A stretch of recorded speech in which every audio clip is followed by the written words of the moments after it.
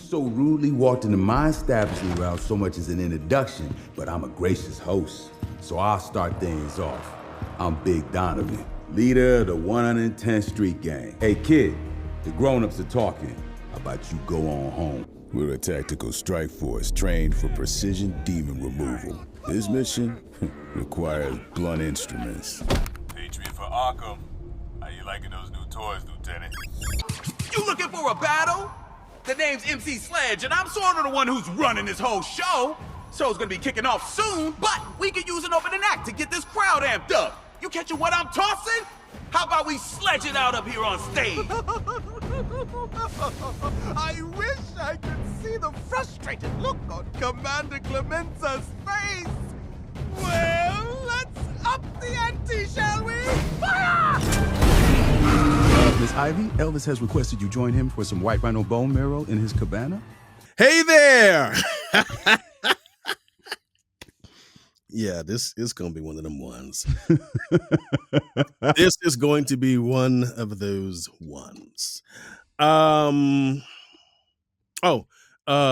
am Tre Mosley, I think. Yeah, I think so. Today, at least. And welcome to what's going to be most definitely a different episode, I think, of Take Time Out with Tre Mosley. Again, I am Tre. I'm serious. It's me. It's really me. My guest today. You ever meet someone and you just instantly hit it off? And that usually happens when you're dating. But in this case, this brother right here, I tell you. It all started from a telephone conversation. 2 hours later, we're still talking. And it goes from two men of a certain age to now it's 2 10-year-olds. And it started to regress by the minute, but in a good way. But now talking to him as an adult, which will probably change as this interview goes, he has made a pretty good career for himself in the VO space. He plays one of my favorite characters in a certain Spider-Man show. We'll talk about that as well and how he got to do that whole spider thing. And we're going to talk about his name. Very interesting name for a brother from Cleveland, Ohio. 216, baby. Oh, as All Steve day. Harvey say, I'm from Cleveland, Ohio. I'm an old school, bruh. We ain't got nobody named Leilani out there. What is you talking about? But anyway, Leilani Barrett joins the show. I just want to say, Tre, thank you for having me. I'm extremely honored to, be invited to come and have a chat with you. And Another one, you mean? You listen, okay. This is the formal, like, all right. So we're doing okay. the formal. I just want to say that, it's just been a pleasure. I just can't tell you. It's absolutely wonderful. See, I feel so relaxed and comfortable around you that I just, man, I just want to say thank you. So I appreciate you having me on. And yeah, I can't believe that I talked to somebody that I hadn't had a full conversation with, and all of a sudden now we had this full conversation. I just was like, man, what's going on? I'm gonna bring my toys over. I'll bring my toys over. Well, if you bring yours, I'll have mine. Ooh, yes. From Yes, days yes. of long ago, from uncharted regions of the universe, comes a legend. The legend of votes. Yeah. Aha. Shout See out how to that Peter works? Cullen. See how that Yes. And I love that shirt, by the way. Yeah, shout out to Peter Cullen. The Peter GOAT. Cullen, he before we knew him as Peter Optimus Prime Cullen, the dude was doing promos for NBC for Shogun featuring Oh, The guy who just met Richard Chamberlain. He's like, yeah, Richard Chamberlain. Yeah. NBC has a new miniseries, Shogun, or something. Just all type of stuff. I did not know that. And I remember that. I thought it was Noble House because that was also so NBC for whatever reason had this weird relationship with this guy named or this author. I think his name was Shannon Clavell. He wrote He did James Clavell. James Clavell. He did Noble House. He did Shogun, and Peter Cullen, if I'm not mistaken, was NBC Noble House or Shogun. He was, and then all of a sudden, a bunch of 10-year-olds found out that he was a voice of a truck. So, yeah, shout out to Peter Cullen, man. Shout out to Peter Cullen, for man. a long time. But we'll get to that and more. You, sir. Sir, yes. A native of the 2, the 1, and the 6. Yeah, man. So I grew up actually in East Cleveland. And if anybody knows Cleveland and they know East Cleveland, they know basically where I grew up. And I started out as a little cat doing plays, theater, and it's just the thing that I've always wanted to do. And after I got fortunate enough to go to the Cleveland School of the Arts in Cleveland, which was awesome. And I wanted to do everything. I wanted to do it all. I wanted to be, I wanted to be the triple threat. I thought I was going to be on Broadway and, singing and dancing and acting and all of that stuff. And it was funny because I was thinking about it today and I was like, man, how do I explain like the crazy, I'm on my 7th life right now. So, how do I explain the crazy journey that got me, here, sitting here talking with you, man. And it's just nuts. So yeah, Cleveland, I went to the Ohio State University. That's right. The Ohio State University. And then I lived in New York. Well, I mean, I'm sorry. Y'all robbed the Canes, but that's okay. Go ahead, continue. I'm sorry. I'm sorry, but not really. I mean, I'm just saying. But yeah, no, I lived in New York. I spent time in Chicago. Came out to LA. Went back to Ohio. I've just, it's weird because they say, you can always go home again. So I would go home, and my family is there. So all my family and my people are there for the most part. You know what I mean? So let's talk about that because on this show, yes, we discuss voiceover and the things and the things, but we like to talk about the before. So now I do want to ask you a question because I know Dave Fenoy is also from Cleveland. Yes, he is. I still claim him. He's still okay. I still claim Dave Fenoy from Cleveland. Yeah, he talks about this from Youngstown. Oh, okay. Yes, which is where. So I was going to say, if you're looking at Ohio and the lake is up here and you're heading east, that's where Youngstown is. Boo to Youngstown because. Well, I mean, come on, man, it's Youngstown. Well, so my love for Ohio. Because I have family in Cleveland and in Shaker Heights. I love them. Yeah. But anywhere where that horseshoe is, I'm just... let's not start, because, I done been all over Florida. I've been all over Florida. I'm just saying, it still has a sore spot in my heart. But it's not a football show, so we're not going to go there. My point was, Dave spoke often of this place called the Karamu House. Are you familiar with it? Yes, of course. It's the oldest Black theater in the country, and it has a storied legacy. And I not only did I have the opportunity to study there and perform there, I've also had the opportunity in my previous life. I was a professional dancer for 25 years. And so I also got a chance to choreograph a show there. I got to choreograph a show called Tre Mosley. So yeah. No, Karamu is that is a legacy, man. I love that place.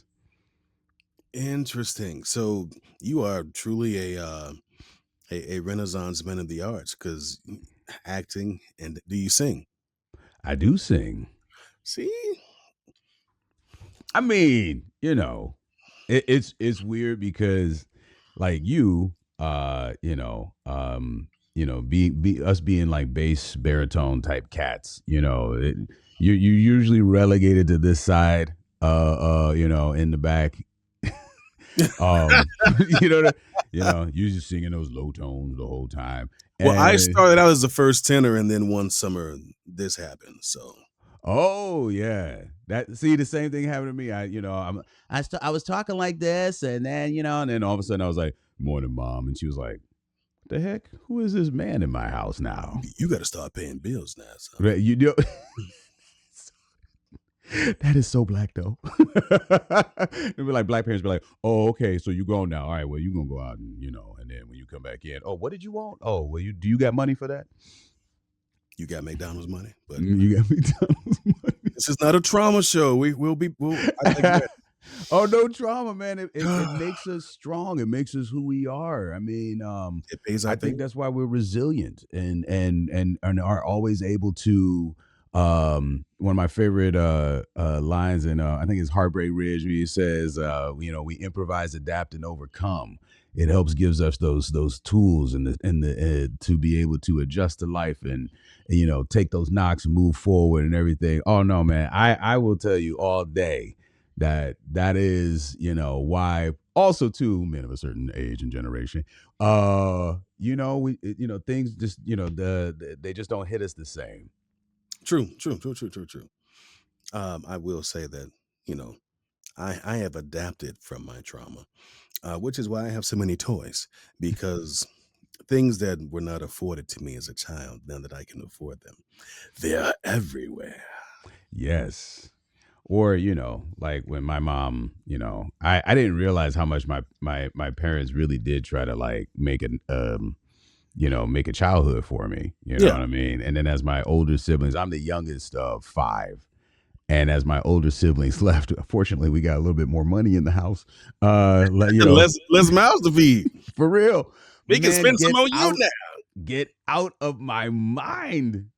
Oh my God. So like it was crazy though, but yeah, when I got, and I had all my toys and I had my collection and everything and it was dope. And then I was like, come home from college, and I was like, hey, where's that box of toys that is supposed to be in the basement right now? And they were gone. Oh, So I decided, I said as an adult, after my kids, my kids are older now and they're grown and everything. I'm like, okay, you cool. I'm going to get my toys back.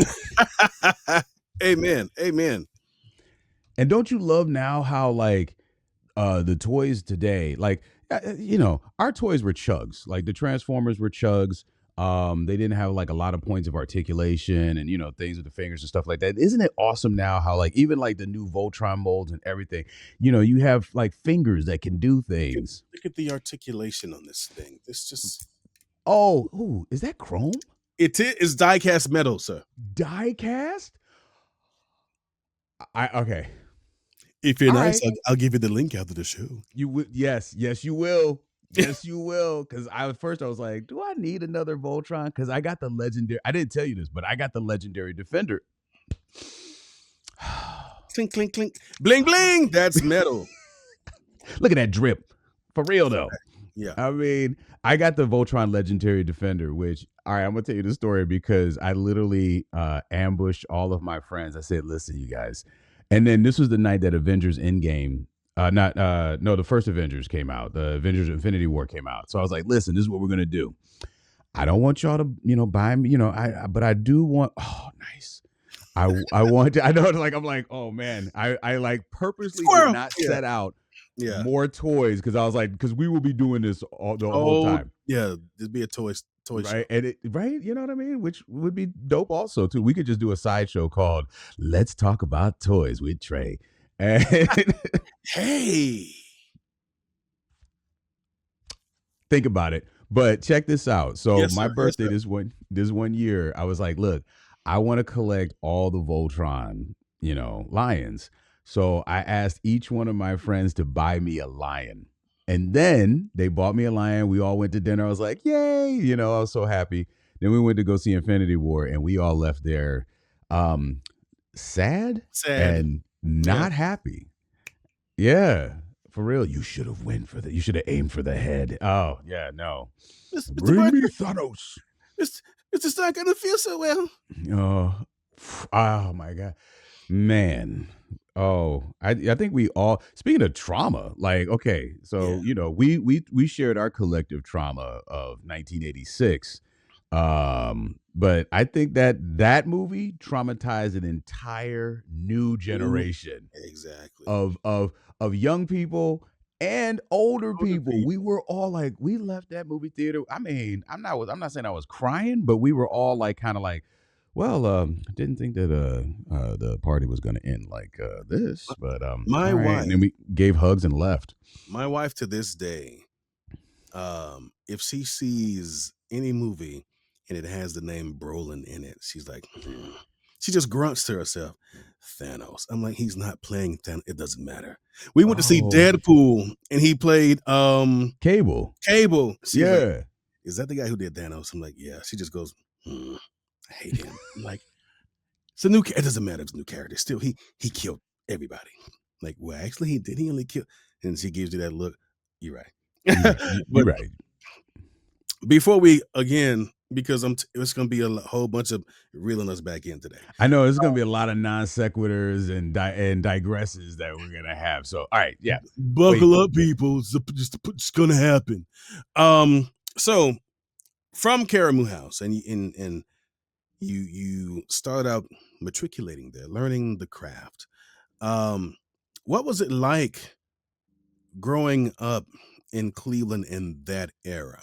Because it's a blue collar town at that point, a sports town, because the Cavs and Browns was doing their thing back then, because y'all had Hot Rod and Mark Price and the boys. But Mark Price, the 3-pointers, come on. Yeah. But as a young youth of a certain age and color growing up in that time, what was it about the arts that intrigued you and propelled you to pursue it? Oh, man, that's a really good question. I gets deep now. When I get in my interview bag, I gets down. I can clown a little bit, but I got questions. It's crazy because am very fortunate. This is how I was just made. To quote one of my favorite Gargoyles quotes, a gargoyle can no more stop defending the castle than he can stop breathing the air, and that's me. Like, I always knew that this was the thing that I wanted to do in life. I kind of come from an artistic family, although I didn't really understand that until I got older. I remember I came home from school one day and James Weldon Johnson's God's Trombones, if folks out there aren't familiar with it, it's a great show, great writing.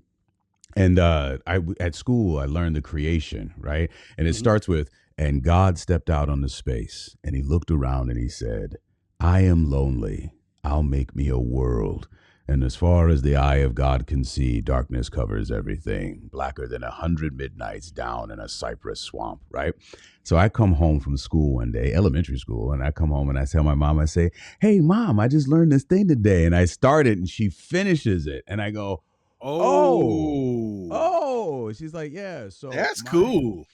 I've been surrounded by it. My father, which I'm really, really grateful for, completely supported me in being an actor. He was like, this is what you're good at, go do it. And my uncle is actually a lyric bassist, opera singer, had other singers in my family, and my grandfather, who I to this day, we would sit around and do poetry and philosophy. In fact, I learned about Omar Khayyam and the Rubaiyat from my grandfather, because we would a familial toast, which when I see you, we will do. My beloved, come fill the cup that clears today of past regrets and future fears, why tomorrow I shall be myself with yesterday's 7,000 years.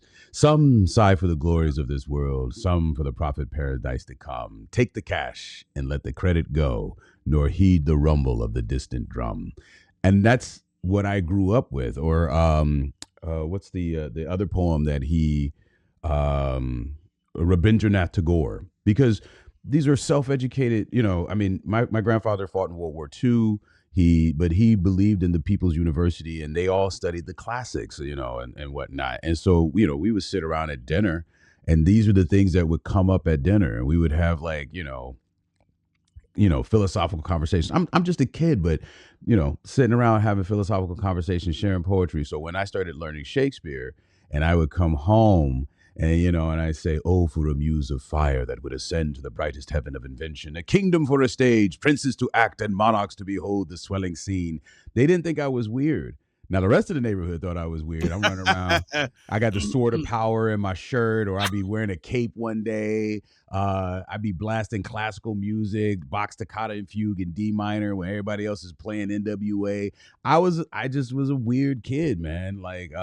And fortunately, we didn't have Ritalin when we were young, because they would have tried to get rid of all of that. Mm-hmm. So yeah, my parents put me in a theater camp when I was a kid. I was 8 years old. I was fortunate enough to do that. We didn't have, I come from working class family. So, my father was a health inspector, and my mom has been a domestic for 50 years. She's run her own business. Before that, they managed a gas station. And before that, my mom after that, my mom drove the RTA, and then after that, she drove a limousine. So work was like, you gonna work. There ain't gonna be no not working. Yeah. So you know what I mean?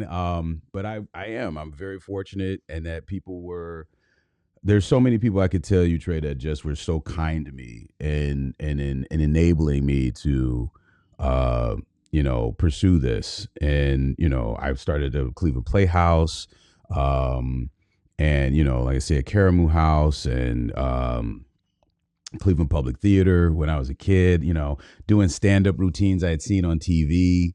I loved Michael Winslow and Robert Townsend and his partners in crime, Damon Wayans. Yeah, Tommy Davidson. Of course, the other thing that a lot of people don't talk about is Paul Mooney. And I absolutely love Paul Mooney. And I, you know what I mean? So we were watching. Parents didn't really get it back then, but I got to watch like Richard Pryor and Eddie Murphy, and I'm a big Mel Brooks fan. So all of that stuff, I grew up with that wild sense of humor, and then I watched a lot of Warner Brothers cartoons. So you probably have that classical music appreciation also. Well, I got it from my sister. Really? So my sister had she doesn't listen to it as much now, but she had a very eclectic ear. She turned me on to Michael Franks, Pat Metheny, because she would go. So my sister is a big garage sale hunter. Always has been.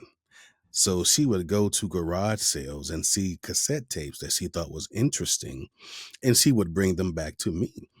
And so I remember I had this tape. Wow. Tape. And it was classical music set to this. They had these.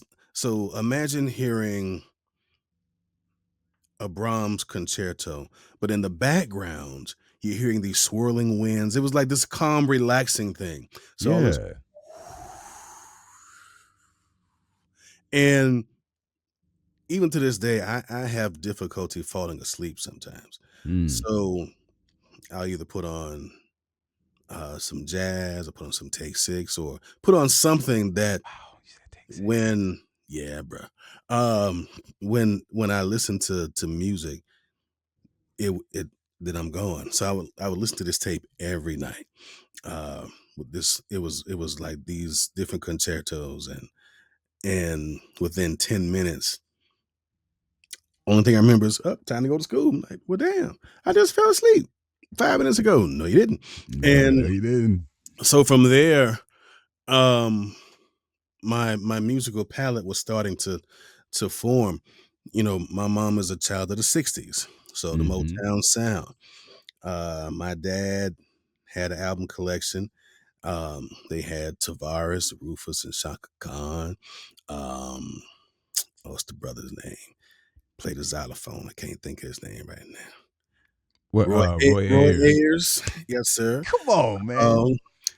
And there's another brother. I can't think of his name either. He's a big dude like me.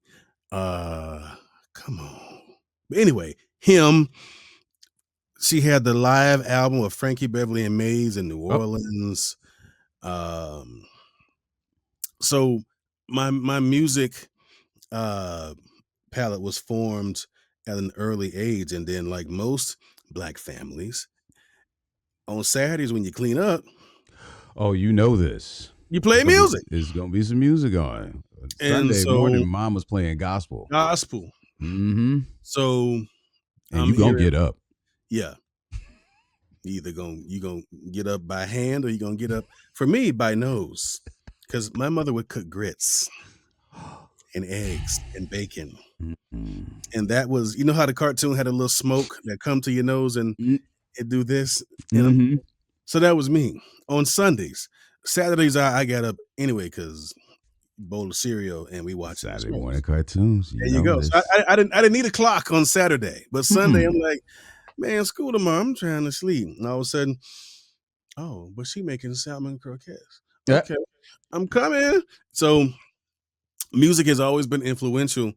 And I was that kid too. When MTV came out, there wasn't much rap on except for Run DMC. And you know, once Run DMC went off, it was like Flock of Seagulls, Bananarama, you know, Duran, Tears for Fears. So it was like, who are these people? But then you start hearing some of this stuff, and like, this got a little. I mean, the dude up there on the mountain rocking to my shout, let it all out. I'm like, I'm shouting too, bruh. But then you take all that and put it in a big old pot, and it just becomes part of who you are. It's especially for artistic kids. I grew up in Miami where a lot of your athletic prowess was going to get you further. Right. There were kids who had talent and it took them further, but you know, high school football. Well, come on, you should know that, and especially in Ohio, especially in Cleveland. Oh yes, you know, the talent that you guys have turned out. So high school football is religious in Florida. So it's like, who's the next superstar that's going to leave here and go big and do things? And nobody bring it back. Yeah, nobody wasn't checking for. Hey, our school won state in the choir. They're like, so, but we won state in football. Ah! Like, but we sang and beat all of. We was, you know. So I had that going for me, but when I would get around, now I did have a collective group of friends who were like me, but as a whole, I couldn't be hanging with my boys in the project. Like, yeah, man, that Tears for Fears. What? Y'all ain't never heard, you know, shout, man. You talking about make me want to shout from? Nah, shout, man. What about Aerosmith? Nah, man, what the hell? You know, they looking at you crazy. But what you realize 30 years later, when we're all adults and got kids and grandkids. Yeah, I used to listen to that stuff too, man, but I wasn't trying to let y'all boys know. Really? I just had a conversation with you got these thug dudes like, yeah, man. I used to be bumping that you know, I ran so far away. I'm like, right. I can see I wasn't trying to let y'all know that. Y'all thought I was square. But it was okay that y'all knew I did it though. Right.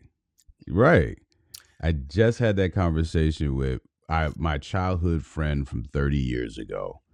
And he was talking to me, and he said that to me. He said, I'm just, he was like, you just did what you wanted to do and you didn't seem to care. And I'm like, I don't know where I got that from, but I just know what I like. But he said that he was like, they would not want to talk about some of these other things because they were afraid of how people would see them. But again, I was a kid who ran around town with a cape on. I would take my Transformers to school. So did I, and got them took it away from me. No, so I went to so back in the day, I used to be bused to a gifted school before they had magnet schools. Right. And we had the gifted and talented program. Stop it. Stop. Wait. Too many similarities. Yes. Too many. So we had we were the Tuesday and Friday crew, and my boys, they were the Monday and Wednesday crew. So what we would do is leave each other notes in our little cubby holes and like, hey, I put, side swipe in your box. Don't let nobody get it. And then you come back that next day when it's our alternating days, and he would leave his Transformers, I leave my Transformers and his, and that's how we shared culture. Nowadays it's a kid can just send something through the phone or whatever, but that's how we did it back then. But yeah, it was difficult trying to find out who I was while trying to navigate these other environments around me. You had the dope boys here, the athletes, and the in-betweens. I guess I was it's a show called In-Betweeners. You should watch it. It's a BBC show, but write that down. I am going to write that down, actually. Yeah. But I was an in-betweener because I knew some of the quote unquote bad kids. I knew some of the athletes. I played ball, but I was not on anybody's team, but I would play. I sang in the choir. I dabbled on stage a little bit. I did like a couple of school plays. So I was fortunate enough to where I could drink from different troughs and really not be looked at as like, what is he doing here? And plus the fact that my mom taught 90% of all these people that I'm talking about, they was like, yeah, you can't be out here hanging out here with us while we sit in Georgia. Your mama kick our ass. It's like they'd be looking out for me. Yes. And I'd be mad, like, well, I want to be a thug too. Nope. Nah, man, you can't be out here with us, man. So I was protected and respected, but I wanted the opposite. I wanted to be, that's probably why I got in so much trouble in school. They was like, well, he has good marks, but he talks excessively and he's always making jokes. I'm like, yeah, because nobody likes the smart kid. The girls ain't checking for the nerds were not cool. Nerds were not cool then. No, they were not. Ooh. No. Not at all. Now, everybody want to. He makes me laugh and I like him. You ain't like me 35 years ago. Shut up. Right? Yeah, I wasn't cool then. You were always cool. No, I was not. Stop lying. And I relate to that. I 100% relate to that. It's so wild that you had a similar situation, because when I grew up, like I said, I'm the youngest of 5. My 3 eldest brothers, and then it's my 3 eldest brothers, and then my sister, and then me, and that's what it was. But my one of my older brothers really was a street dude, and so it was kind of interesting because I didn't have a name, my own name, until I was like 15, 16 years old. Because don't mess with that. That's little Lee. That's little John. That's little Dean.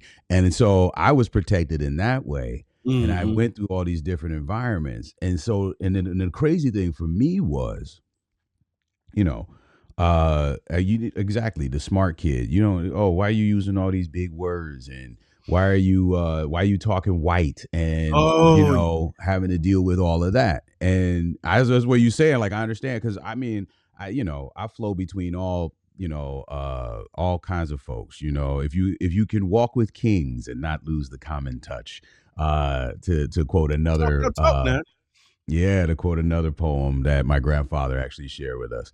Um, and when I was a kid, it was the same thing, man.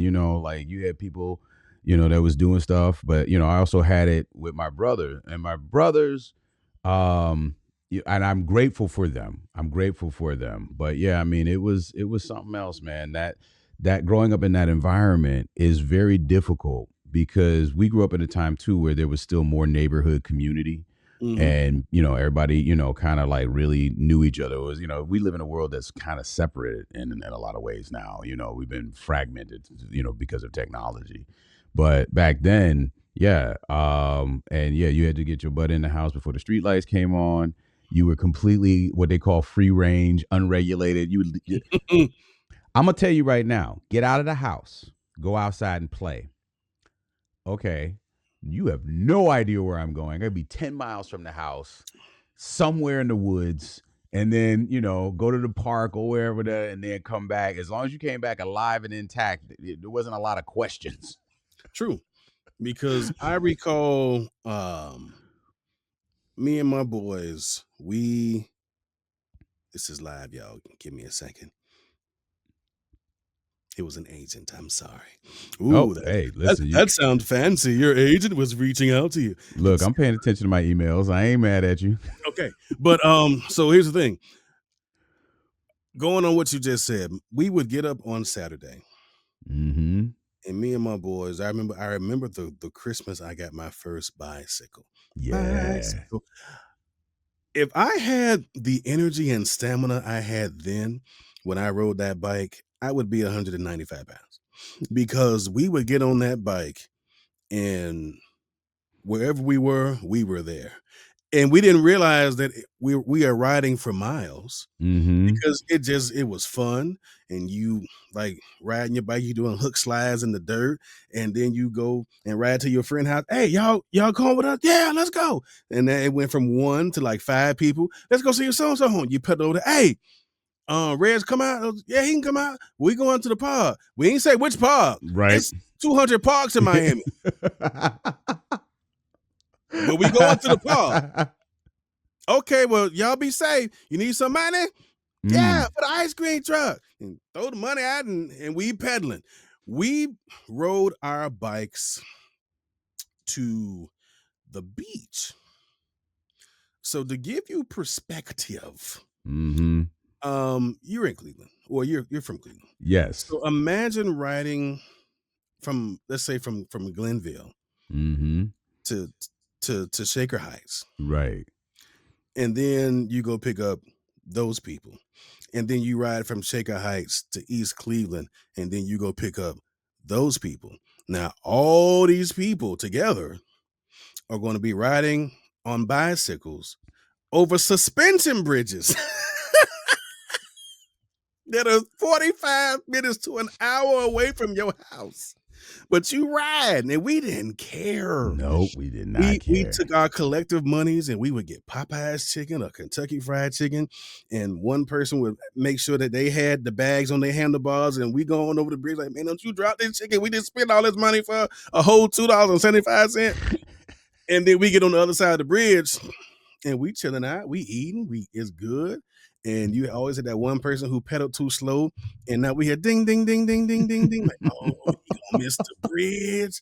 And we were on the part that folded. I'm like, if you don't get your ass out. So, right. It was an adventure. I think the innocence of that is gone. And I play games like everybody else, but we also went outside. When I'm here and I listen, I'm like, are those kids outside? And I'll go to my ring and look out like, children. Yeah. I've been here 5 years. I've never seen only time I see kids is Halloween. I'm like, what the hell y'all come from? Yeah. Oh, so you show up when there's some candy. Well, your ring network said this is a safe neighborhood. Got any candy? Yeah, I got some candy. So, but again, I'm going to reel us back in. With all that going on in your environment. Yeah, no, speak on it, man. That's why I'm just here going, you basically telling my story, but go ahead. With all of that going on in your environment, and you chose, and you had the supportive family, you had the interest to do it. Was there ever a point where in doing this Mm. that you've had some discouraging moments to where you were like, man, you know, folks are picking on me, or the girls ain't checking for me, or whatever it was Yeah. that happened to you, but then you had that moment where you said, well, I'm not going to let that break me down. I'm going to keep going. I'm going to pursue, because if my heart is really in it, there's nothing anyone can say or do short of death that's going to stop me from doing what I feel I'm called to do. Yeah.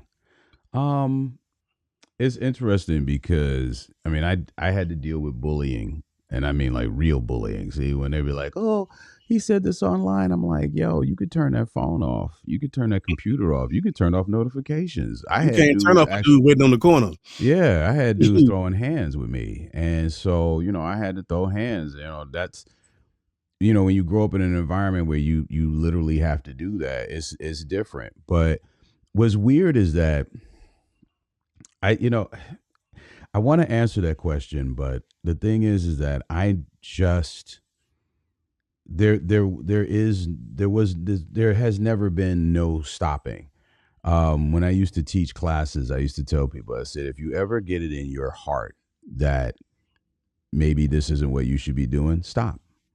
But I didn't have that. I didn't have that as a young age. A lot of times when my friends, some of my like street friends were in the street, I was in rehearsal. I was in the theater. That's where I wanted to be. I wanted to be there more than anywhere else. I Yeah. didn't want to be anywhere but on stage. And or in African drum class with Mama Fasi. I didn't want to be anywhere but learning that. I mean, watching cartoons, of course, to me, it was studying, as much as it was entertainment, because I'm Still is listening to now. I'm listening to the voices. And so I wanted to be in the movies. So I would go to the movies. And back then, you could just go to the movies. There wasn't, nobody was checking, like, oh, is this kid old enough to go on this movie? No, you just went in the movie. And I remember one time my older brother took me to the mall. My father said, take your brother with you, show him the ropes, have him be around you. And then he was like, yeah, word. Took me to the mall, dropped me off, gave me some money, went to the arcade, played some video games, walked in, watched Predator. Still to this day is one of the most fantastic movies that's ever been made. There is nothing better than Predator. Dylan, you son of a bitch. Like, so yeah, no, there was like a freedom there. Mhm. But no, my setbacks is weird, because when I think about the things that the knocks that you take, I would say my knocks were more not external than internal. Mm. It's funny because I was talking about this with my friends, and I said, and I'm in a very moment of like real like honesty, which a lot of my which was like, you have those moments where you're like, am I good at this? Am I good at this? Am I doing a good job? Am I working hard enough? And those things also like propel me forward, because I was like, okay, well, I need to get better. I need to, all the movies in the 80s had a training montage, right? So all my favorite movies in the 80s and even in the early 90s had a training montage. So, I'm like, oh, you take that back, you take that, you take that L and you get up and you go. Like, I didn't always I didn't always land the part in the play, and so like, I was like, oh man, what did I do? Did I not do that right? Did I not do well? Da, da, da, da. I didn't understand, but I internalized it first. So yeah, the struggle has always been on the inside more than the outside, because this is gonna sound strange. Maybe it'll sound strange. Maybe it won't sound strange. But I just never. You can't get in my way. You will not stop me. I like when I play football. Like brick lot football. You know, I used to love it because the guys were bigger than me. And I'd be like, come on, let's go. And I would run at those dudes and they go boom, and then knock you down. And you'd be like, and then you get back up again. Like, yeah, that's right. You hit me, but watch this. And so my father instilled that in me about the external forces in the world, you know. But the hardest fight is always inside. Even now, now as an adult, as a working actor, like knock on wood, I feel grateful that I'm a working actor. But even now, like I'll just, you know, I'll think to myself, and when I used to coach other actors, when I talk to folks and I tell them, I was like, I had a year where I didn't book anything. I could not get wet if I had jumped in a pool in the middle of a monsoon. Like I just couldn't land anything. No VO, no on camera, nothing. Like I was just not commercial, nothing. But I never, you know, said, oh, well, you know, maybe I just won't have a career. No, I was just like, all right, well, I guess I'm not booking right now. But that's that fuel, that fire sustains me. That this is the only, you know, like in the movie Heat when he goes, you know, I don't want to do anything else either. Right. You know, and that's literally it. Like I don't know what I would do. Well, actually, that's not true. So do you remember in high school? I know they did this in your high school. They asked you, okay, what are the 3 career options that you would like to have? Yep. Right. So I said, and these were my 3, and you know, also not caring what people think about me, although people used to make the jokes about the last one, which was I said, 1, I'm going to be an actor. I'm going to be a performing artist. Done. That's number 1. That's the unwavering. Number 2 was being a chef. I love, because whatever I'm doing, it's going to involve being creative, right? And number 3, a florist.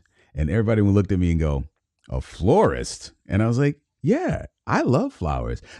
Back in the day when guys didn't get flowers, I'd be like, I like flowers. Give me some flowers. I want my flowers too. You know, like if a woman showed up on a date and gave me some flowers, I'd be like, girl, what is your name? Let's go. Here's the ring.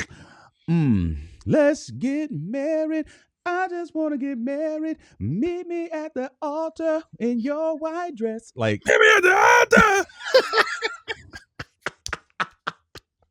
Okay. I literally, but those were the 3 things. And so in whatever I'm going to do, I need to be creative. There is nothing that, my sister used to say, why you got to be extra? You know, you can't just make eggs. You got to like, you know, sprinkle stuff on there. I was like emeralds, like bam, you know, like I was constantly like, you know, trying to make a presentation. But I got that from my mom. She's like, a plate's got to have color. You got to have color on your plate. So, you know, you got to have a little red, a little green. So I would like make scrambled eggs and I would chop up the peppers and, you know, and everything and put the red and green and, you know, a bell pepper in there and, you know, and then you have like, you know, blueberry pancakes. And I'm doing this when I was a kid and I do it now as an adult. You know, all I know is I need that invite to Bacon Fest. Look, man, I'm just telling you. You know, we have a word me and my wife came up with when people are very fancy with their things. We call it being chinchy. And I'm listening to you as a young lad, scrambling eggs with all this accoutrement. You were very, very chinchy as a kid. Just saying. So if you're ever around me and my wife and we're out somewhere and we see somebody that's like, say we're at a Applebee's and somebody walks in a whole suit, like, now why is he coming here in a suit in Applebee's? Very chinchy.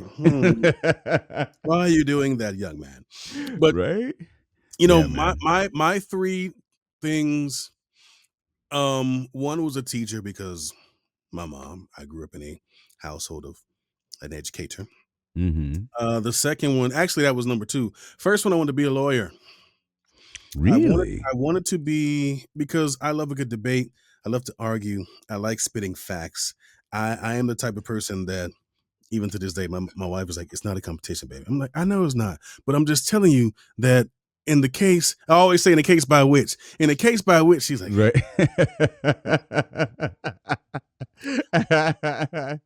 I am like Captain Kirk in the Kobayashi Maru. I don't want to lose. So I don't believe in the no-win scenario.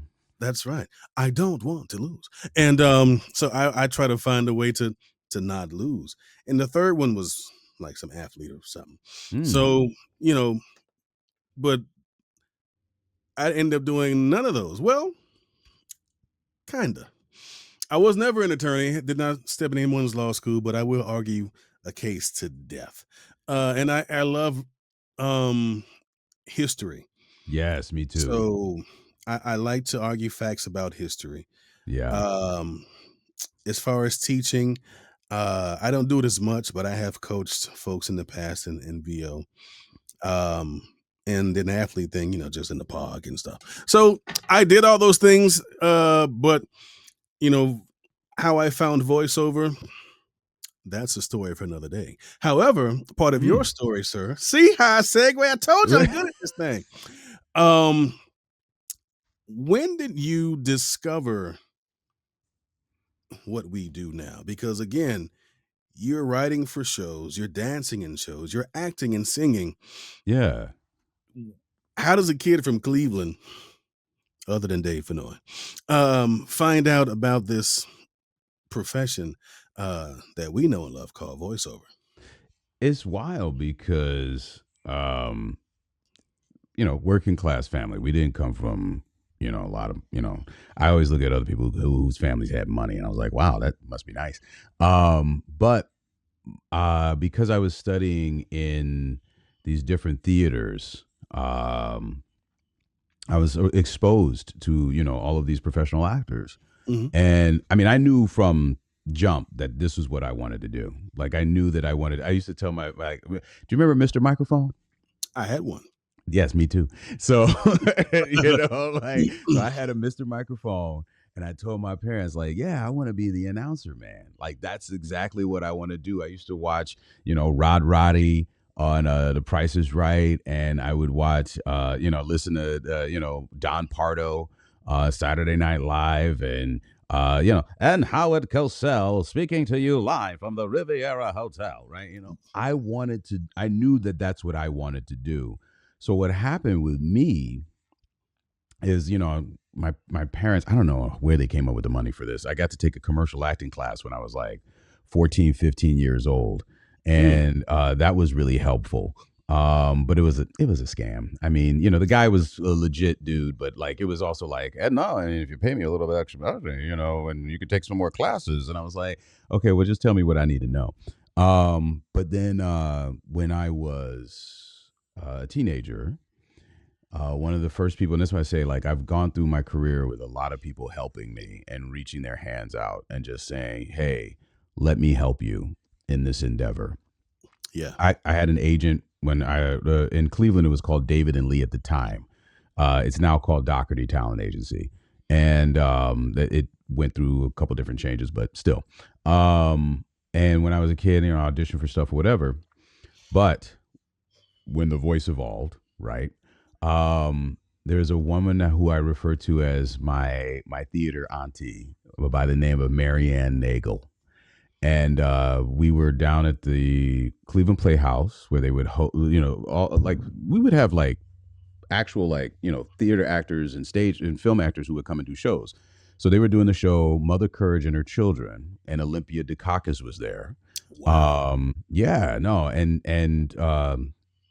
Marianne was her husband, Greg, who's I also call my theater uncle, my uncle, Greg Violent, and was in the show. And I was there on a field trip with the kids from the School of the Arts. And I went and I said hello and I talked and whatever. And she goes, you have a great voice. If ever you want to get into voiceover, here is my card. And I will recommend you to the agency for voiceover. And I was just a teenager at the time, which was really but that's the kind of thing that would happen. Then I left, graduated, became a dancer, traveled internationally, did all this stuff and then everything. But then I ended up coming back to Cleveland and I called her as soon as I got back. And I said, I still have your card. Is that offer still open? And she said, yes. And then, that helped me in my professional career. I had, as a teenager somewhere, and I haven't found the videos. I think I'm on VHS somewhere, but I used to do on-camera hosting, like walk-in talks and things like that, where I come in, hi, everybody, I'm here with da-da-da. And they would pair me with a newscaster who was, doing something. Or I remember I did, I did a thing for PBS. So yeah, I've been at this a while with varying degrees of I don't want to call it success because, and I thought about this. It's like I don't want to call it success because it's all success when you're working, in my opinion. Mm-hmm. But and when you're doing it, but visibility probably would be a better term, because we all want to get booked. That's I want to do the job. Absolutely. Yeah. So that's that. I credit Marianne with helping me with that part of my career, but this was something that was you can literally draw a line from baby Leilani all the way up to grown up Leilani doing this. I'd be at Starbucks, man. If I had a job at Starbucks and I would come over and be like, and who asked for a latte? Or I'd be like, is it early enough for him? Is it early enough? Or I might be able to do Alma right now. Right. Because I was just doing these things. And then this was the interesting thing too, is that, when people say, oh, I do voices, and I go, okay, that's great. But, where's the acting part? And I have spent most of my life learning to act.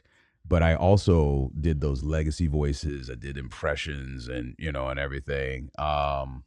So that, yeah, no, it's just for me, it was discovering the opportunities and the lanes and then finding somebody or somebody finding me through providence or serendipity that went, hey, I see you here.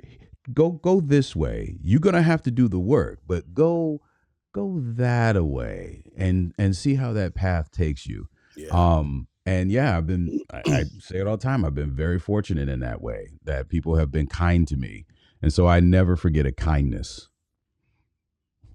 That is dope. So let's move the map a little because now we're leaving Cleveland. And and you said you were in Cleveland, you said Chicago. Yeah, I spent some time in Chicago. So were you touring? Were you dancing there? What took you? No, well, okay. So here, this is what So I go from Ohio State, and I know the Ohio State, but I go from OSU, and I leave because I was studying dance, and I went to audition for a man named Bill T. Jones, who has a dance company called Bill T. Jones Ernie Zane Dance Company. And my teachers at the time, and this is the other thing, it's kind of funny. There's a thing about, I don't know if you've ever listened to Arnold's speech that broke the internet, but I have that on repeat. And he says, you know what?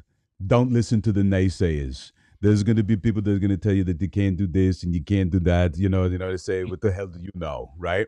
So my teachers were like, oh, well, don't expect anything. Just go for the experience. And I was like, I'm going to go get a job. I don't know what you're talking about. Right. Went, did the audition. He booked me. And then I'm in a dance company and I'm touring internationally. Right. And it's wild because I just kind of go like that. That was my thing. I was just, I'm going to go. And so what type of dance? So was this ballet? Was it?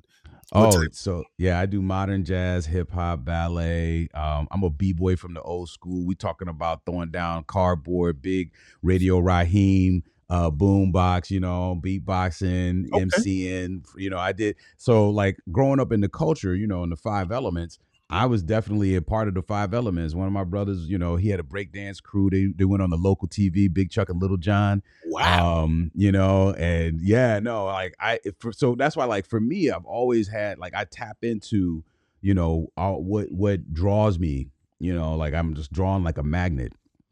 And so I did all that. I did West African dance. And I was very, very fortunate that I had the exposure to it. And then outside of my neighborhood, my parents really did help enable me to go, I'm gonna say it, like, go where white folks was at, and being able to go where white folks is at because white folks were getting different education. Mm-hmm. And so when I was a kid, actually Dave Fenoy went to Hawken, and I wanted to go to Hawken also. It's a preparatory school. Oh, he did mention. Yeah, he mentioned that. Yeah. Yeah, you go to Hawken, man. You look at people, and you look at from Cleveland, and you look at like some of the like successful business or whatever. A lot of those cats went to Hawken, either that or like St. Joe's or St. Ed's, And so anyway, yeah, no, that is, that just has been my journey. So when I started dance, I started taking ballet.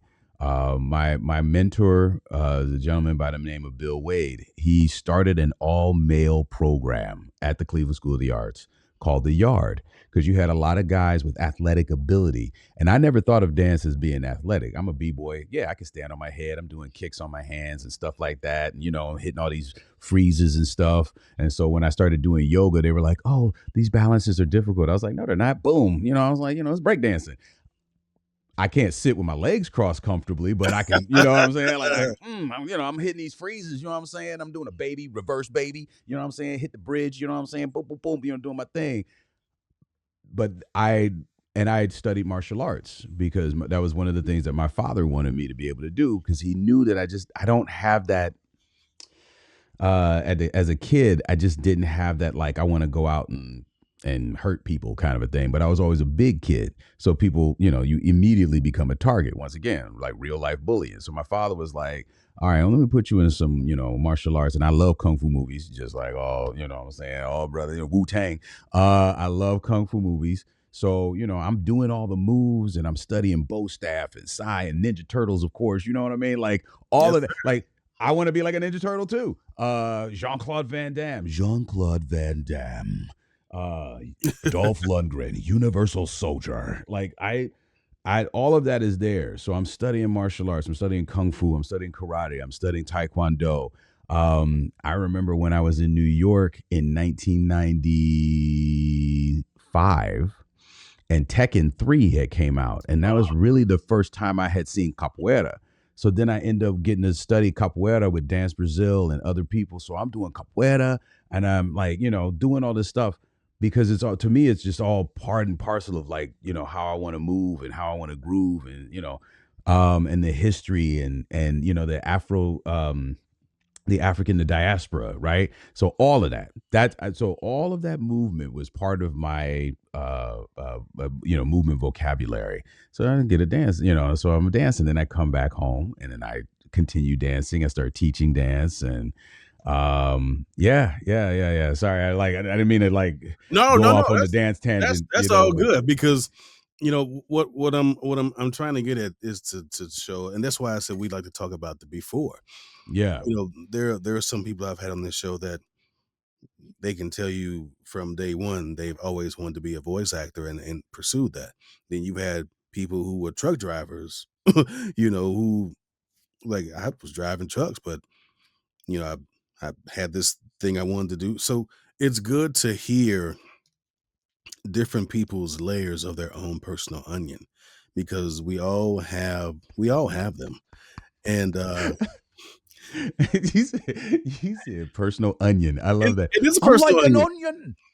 Yeah, because your onion has layers with dance and drama. My onion has layers.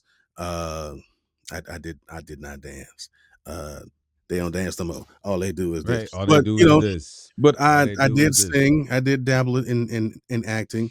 But whereas you were encouraged to pursue it, I'll just say it. I cowered at it because at the time, the opinions of others were more important than how I thought about myself.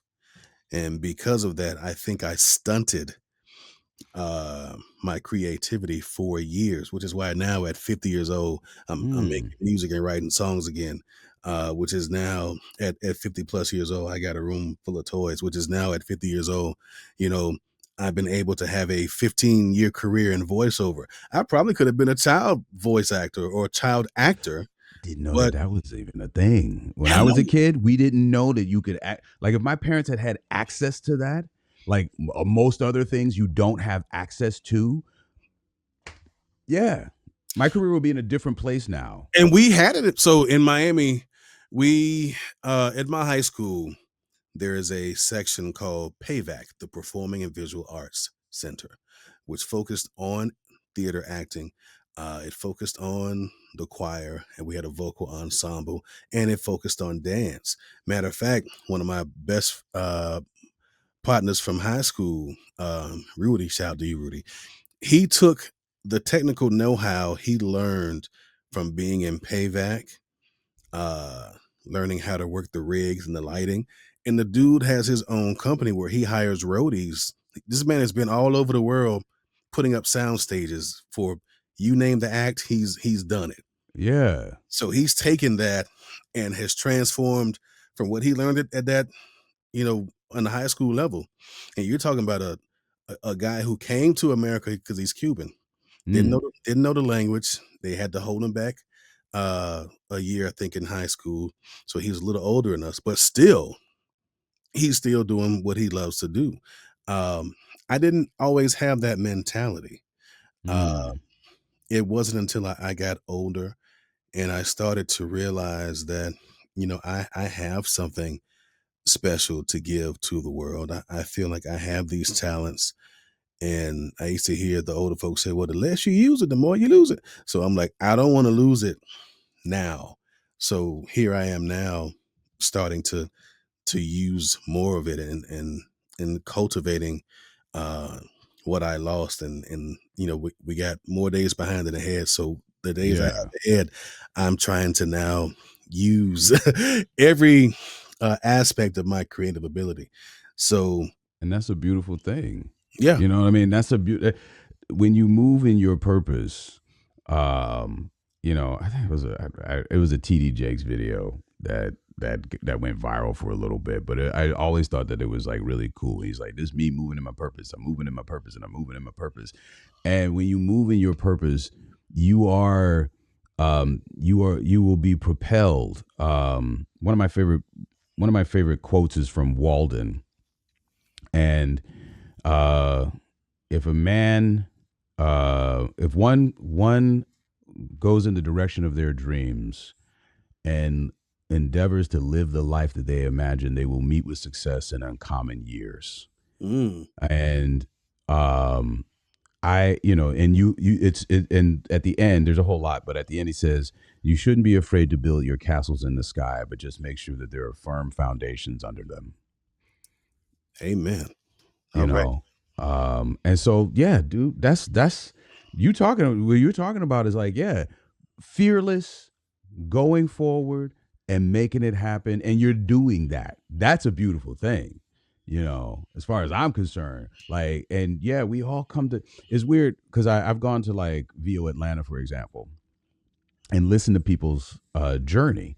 I have a traditional acting journey, you know what I mean? But not really, because if you look at the career map, you'd be like, okay, how'd you end up over there and how you end up doing that and da-da-da. And, for 7 years, I did auto show.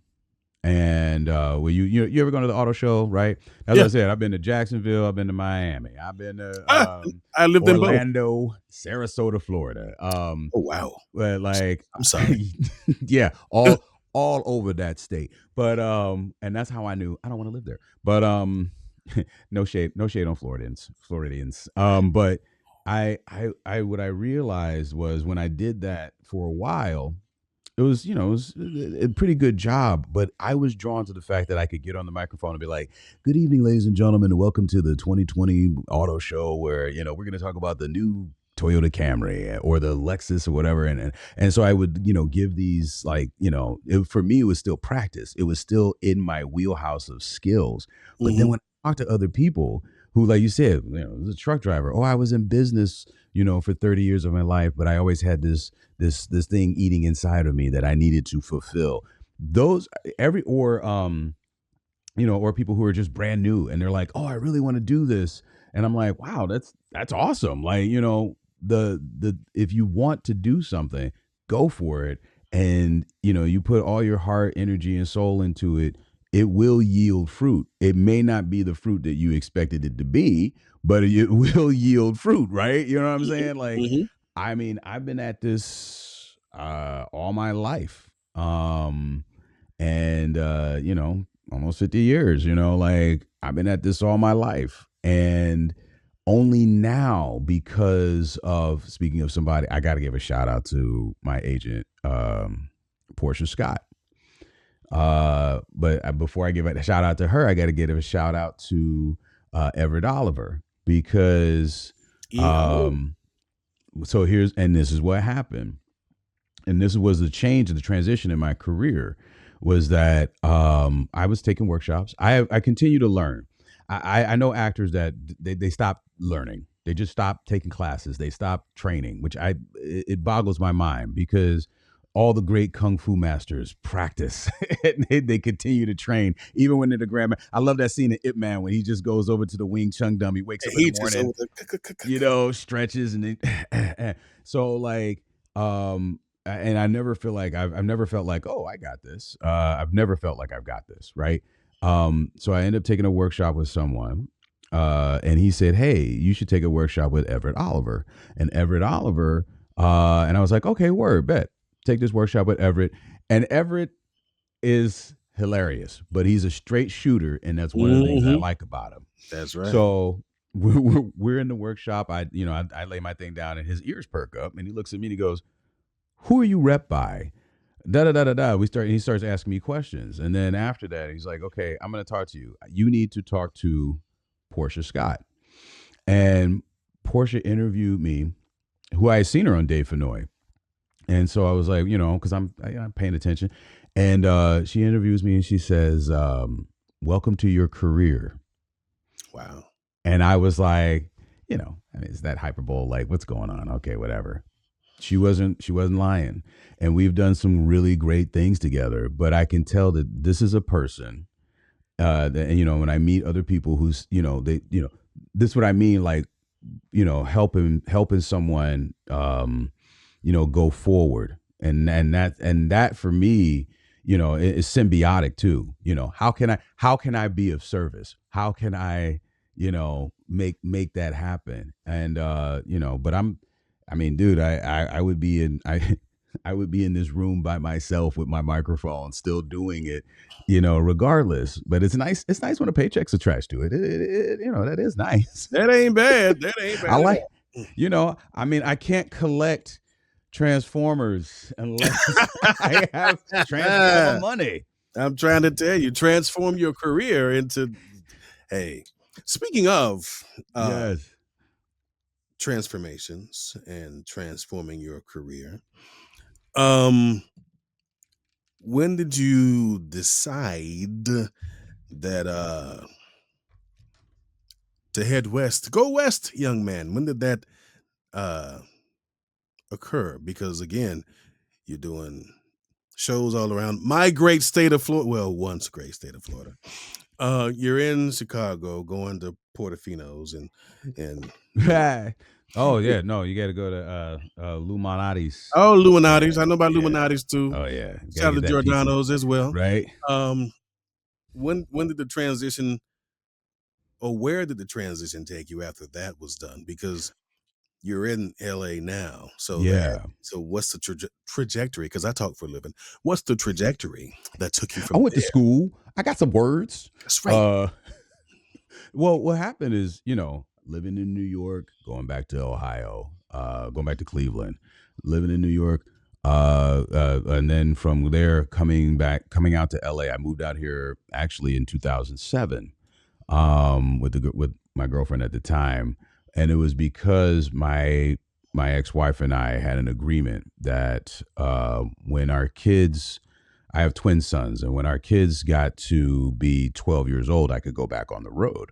So I was like, okay, 12-year-old is a good age, I'll go back on the road. And my sons, I got to tell you this part, because what I do because it's like, again, it's like, eating or breathing.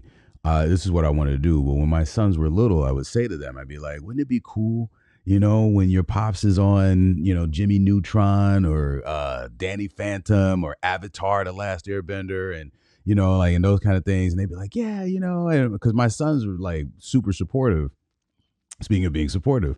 And so for me, making them proud and saying, hey, your pops is on TV now. It took a while for me to get here, and there was a few different turns in the road, but it took me a while to get here. I'm on the TV now, and that, that's your father. And the making them proud is such a motivator for me. You know, I'm fortunate. My father passed many years ago, but I still have my mom here. So whenever I do something, and you know how this is, you can't tell nobody what you really be doing. If you know, you know. And so, but I'll tell her, be like, hey, Mom, I just got booked on this series that I can't tell you about, but you're going to like it when it comes out. And my mom has always been there. And so, man, you know, I get emotional, but like, that's my motivation. My motivation is that. So, I get that. So come out to LA, 2007. 2012, I got to move back to Ohio. I got to take care of my sons. You know, they're teenagers, and you can't choke a kid from 2,450 miles away. You got to get there and have their hands on them. And so, you know, they thought that they was going to, you know, I'm gonna tell your daddy he ain't here. Right, exactly. I was like, oh, for real though? And so I dropped everything I was doing in LA, and at that time I was here for 5 years, and I dropped everything. I bring my sons out during the summer, if they weren't involved in something, and I say, well, I'm coming home. So I went back to Ohio, dropped everything here. My agent at the time kept me though, which was nice. My voice agent at the time kept me. And I'm still submitting remotely, and I have agents. I have more than one agent, obviously, but like my agent out here in LA kept me, and I still was submitting. Wasn't really getting, you know, traction though, because I didn't understand what was needed at the time, and nobody really kind of like gives you a map. How about that? It's like the Legend of Zelda, you know, or Assassin's Creed. You know, only when you get up to you know, and you jump off into the hay bale, and then you get to see more of the map. And now I'm seeing more of the map. It's kind of wild. But then I moved back to Cincinnati. Well, I moved to Cincinnati. I never lived there. And then I moved to Cincinnati. And then when my kids graduated from high school and they was grown, and I'm not saying I'm telling them they grown, they acting grown. You know what I'm talking about. Yes, sir. They, you grown now. You grown, Oh, okay. Oh, okay. You paying rent? You know what I'm saying? But so I was like, y'all need to live on your own. And then I moved back to Cleveland, but I've always continued to work on stage and commercial and film. And then a couple years ago, you know, during the pandemic was interesting because I already had a studio. I've had my studio since 2017, like, you know, the 416 and all the stuff, you know, fully treated space and all that and everything. And I would encourage people to do it. Like my other fellow actor friends, I was like, man, you know, and they'd be like, yeah, I'll get to it, Leilani. And then the pandemic hit. And then everybody scrambled and they were like, hey, remember how you were talking about voiceover? And I was like, you late. You late. But I was fortunate, knock on wood, I was able to continue working because I was already set up. But then Portia encouraged me, you know, I was coming back and forth to LA to work and train. I was always taking classes, and I continue to take classes. I continue to go to workshops, casting director workshops, and classes with other VAs who are, you know, doing great things, right? So I'm like, oh, okay, you know, I can always learn something new from someone. But I came back out here. I'm actually it's basically I'm still on tour, and I'm just back out here on tour and working, but I go home when I can. So, and I'm very fortunate that, you know, my friends out here, again, super supportive, super like there for me. And I'm going to put in the work, but having people be there for you. And that's what I want to be for other people, is that I want to be the enabler to help them enable their vision. I want to be the enabler to help them realize their talent, their potential, their genius. And if I can do that, you know, I'm once again being of service. I'm happy. I am very happy in my happy place, like you, where you're in the studio, you're in the booth, and you're like, I'm laying this down, I'm grooving, baby, everything's going good. But it's not necessarily about you. It's about what you're doing, what you're bringing, and fulfilling that purpose. Right. Am I wrong, or am I, you know? No, you are preaching, brother. You know, preach on. You know, so yeah, man. That's what I traveled when I did auto show also. Like I traveled all over. I've been all over I've been to 46 of the 48 contiguous states, Alaska and Hawaii. And then traveling around doing all this stuff. I also got a great job for a little while where I was being the Rod Roddy of The Price is Right live. Oh, that's So then I'm like, come on down. This year you're the next 4 contestants on The Price is Right live. Like, and for me, it's all icing at that point. Like, because I'm getting to do the thing that I wanted to do when I was a little kid. Michael Winslow making the noises and Spaceballs. Sir, we've lost the bleeps, the sweeps, and the creeps. The what? The what? The what? The bleeps. The sweeps and the creeps. That's not all he's lost. Sir, we've been jammed. Raspberry. There's only one person who would ever dare use raspberry. Lone Star. Like, yeah, no, like all of that, like the Police Academy movies and all of that stuff, like all of that, that's why for me, like just being able to be in the studio. I was in the studio a couple weeks ago with Ensemble Cast, and I just sat there and smiled. And that doesn't happen often. No. Ensemble Casts are, so I did a project, and it's like, yeah, we're expecting the other folks to come in after you're done. I'm like, why we can't all be together? Yeah. Like I do my part, then I left out and I saw who was coming in. I'm like, I can't stay and hang out. Sorry, go that way. Dang. Right. So for you to be with an ensemble cast, that's dope. I hope they start doing more of that. Also, there's no hanging out because they'd be like, why are you still here? You did your job, leave. And you'd be like, okay, well, that was cool. I'm out. Yeah, but it's like, I just sit there smiling the whole time. And they're like, why is this dude smiling the whole time? I mean, because I'm watching, I'm getting to see the thing. Or I talked to the writer producers of a project I was on, and they were telling me about it and they're showing me stuff. And I'm like smiling. And I was like, oh, sorry. No, this is just a job. Yeah, no. Thanks for showing me that. Like I try to like play it cool, but the truth of the matter is like you hyped up. Yeah. Feed me ice cream all the time. I'm not gonna be mad about it. My waistline is, but dang. Let me tell you. What is your favorite ice cream flavor, brother? Strawberry. Yeah. Like, are we talking like remembering back in the day when we get the Neapolitan? Would you eat the whole strawberry side? I would. Bleep it up. So in Florida, we had these stores called Winn-Dixie. Yeah, I know Winn-Dixie. The beef people, as they used to be known as.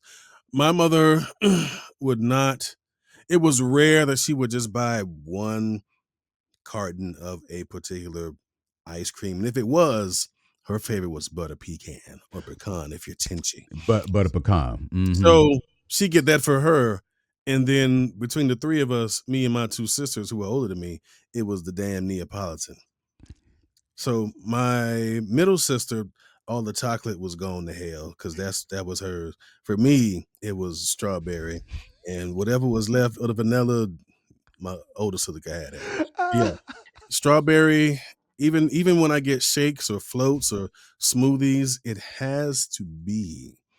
And I think my mom said that my birthmark is due to the strawberries. So strawberries for me, any particular type of candy, strawberries. Throat lozenges, strawberries. Starburst, strawberry. Yes. Jolly Ranchers, strawberry. So yeah, strawberry is my thing. Word. Yeah, that's the joint. Yeah, that's what's up. I am there is so Cincinnati has Grater's ice cream. Shout out to Grater's. I'm not getting any money from them, but if they want to send me a free pint, I will speak somebody's name into existence. Send me that free pint. But I did. They have. It's weird. It's my favorite Grater's flavor, which is Elena's blueberry pie. Absolutely amazing. Number one Grater's flavor. But my favorite dessert is key lime pie.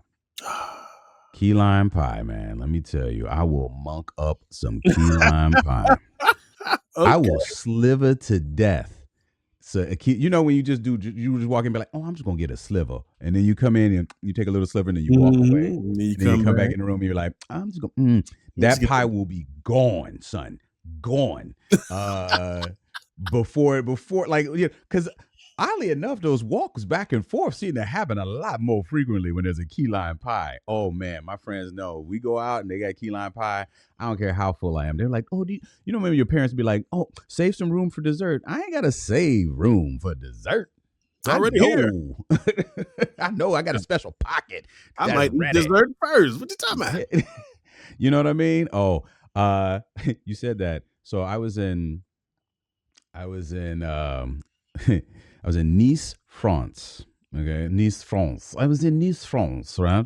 And I was there. It was the people and everything. I was doing the tour with the dancing and everything. So I'm in Nice, France. I ate food beforehand, and then I go to meet my friends who are eating dinner, and I sit down, and then they're getting ready to order dinner, and I'll go, oh, trois boules de sauvé, s'il vous plaît.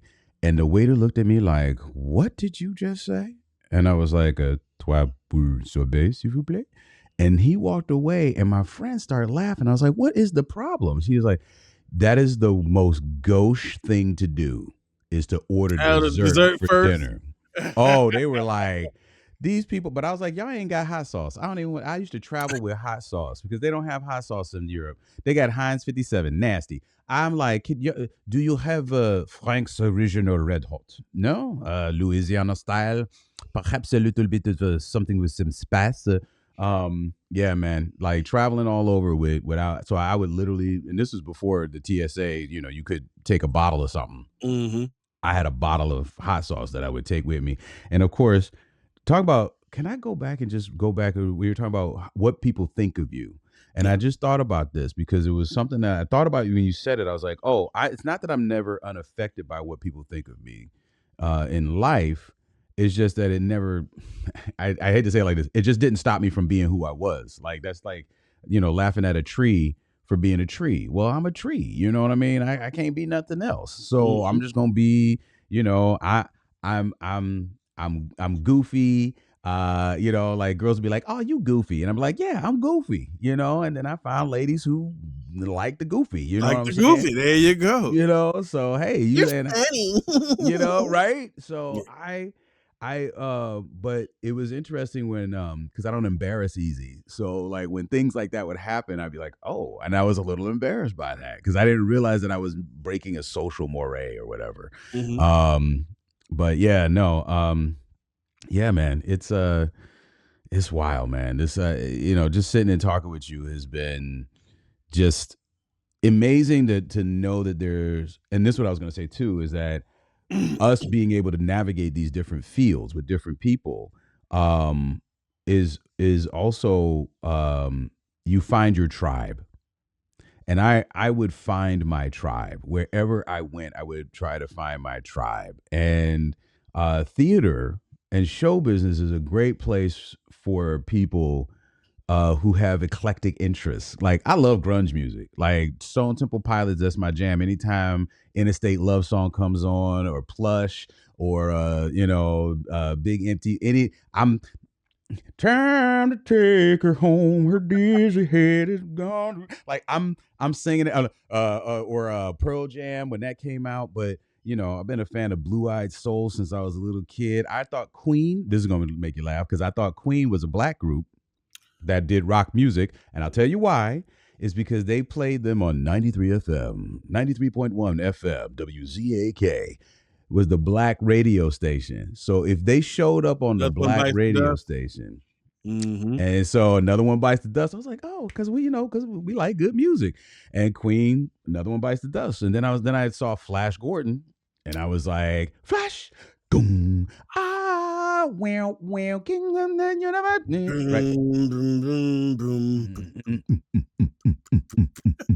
That, yeah. So I'm thinking, oh wow, these dudes are good. And then I was like, wait a minute, those dudes are, one, they're British, and two, they are not black. But I didn't know about also our storied history with rock and roll. Not the first wave of rock and roll, clearly black people invented that, but like the second wave of rock and roll that came later. And then when I met Vernon Reed and Live in Color, and like, I'm also a kind of a metalhead. Like I like, stuff that bangs. And my palette is all over the place. I like everything from I'm a System of a Kendrick. Down kind of guy. Oh, come on. System of a Down. I'll be Jane's Addiction. I'm Wake Up. Wake Up. One of my workout. Matter of fact, that whole album is part of one of my, like, if I'm really locked in, there's certain things I'll listen to depending on how I feel when I'm lifting. But when I want to lift crazy, before the shoulder's acting up, Toxicity album. Yes. See, what I like to surprise people with, if they could hear my headphones, I got my pumpkin spice latte mix. That's right. Oh, Natalie Imbruglia, Kobe Calais, you know what I mean? I'd be like, feel the rain on your skin. You got some Sarah Bareilles in there too? Yes, Sarah Bareilles. From the tip of my toes. Like, making my way downtown. Like, all of those songs. You just walking like this? And I'm lifting hard too. Like, I'm like, doing reps. Give me way downtown. You know what I'm saying? Oh, yeah. Yeah, they like, what is wrong with that, brother? But when you don't fit in a box, human beings, we always want to put things in a category. We want to put things in a box. It makes sense. It makes it so that you understand what you're dealing with. It makes a lot of sense. That's why we have labels for things. This is a table. This is a chair. Whatever. And but as a young Black man, growing up in a world that wants to put you in a certain box. It's kind of fascinating when you don't conform to that box. Growing up in the inner city, surrounded in a neighborhood where, things could go left very easy. People making judgments about you based on the way that you look or the way that you sound or the way you carry yourself and, all of that, but, prejudging you before you even say anything. Yeah. Yeah. But I mean, I just, I never cared. Guys made fun of me when I was in dance and I'd be like, that's funny. You're in a locker room with a bunch of naked dudes and I'm in the dance studio. Yeah. Yeah. I get to literally pick women up and pick them up. I was like, what? You okay, go ahead. No. Say whatever you want to say. Which is also a good song. Say what you need to say. I mean, come on, that's and then I have my playlist of 90s songs that are earworms that I'm not gonna do in this because then we're really gonna be in trouble. But I digress. Oh, I think I understand. Yeah. I think I understand. I want to talk about something that is I think is very dope. It inspires me. You are on a particular show that I guess, is it okay that we talk about it? Yeah. I was about to say, because it's already out. It's already out. If it's already out, we can talk about anything. Okay, then. So I would like to know, because, and if you don't know, we alluded to it about an hour or so ago. You might break the record for longest interview. Listen, man, you call it whenever. We're going to talk on the phone anyway. I mean, pretty much. I would like to know so the show I'm talking about, if you don't know, is the new Spider-Man that's on Disney Plus. He plays a character who I absolutely can't stand. But it's so good. And it's funny because when I found out that it was him, I'm like, now I know how my wife feels about Thanos.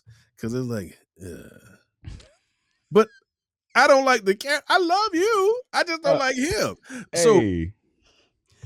So describe. So for many of us, getting into voiceover was always about being in video games or animation.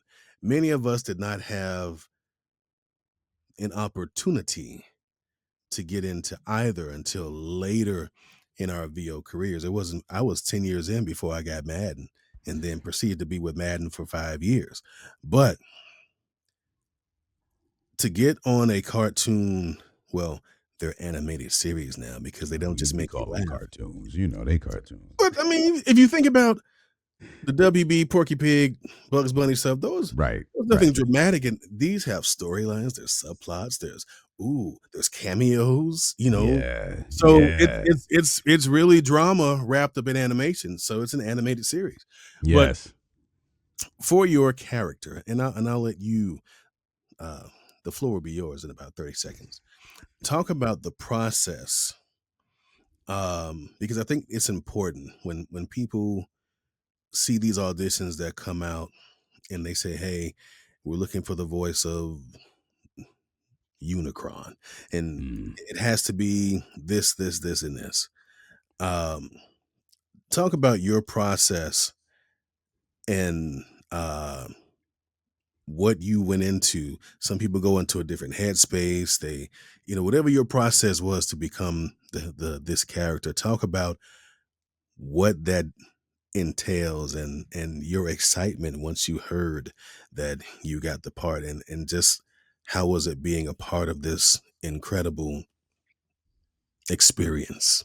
Dude, I can't tell you because the funny thing is it didn't really fully hit me until the show came out what I was really a part of. And Big Donovan is kind of an interesting character because you don't every project works under a different name and you don't really know what you're reading for, right? And the interesting thing about him is, and like I said, I feel so comfortable just talking to you. Like I'm in my most relaxed voice of just, hey, I'm hanging with my homie. Like this is and that was the interesting thing, is because I remember saying, like, as somebody who has spent his life being a Swiss Army knife of voice, and the I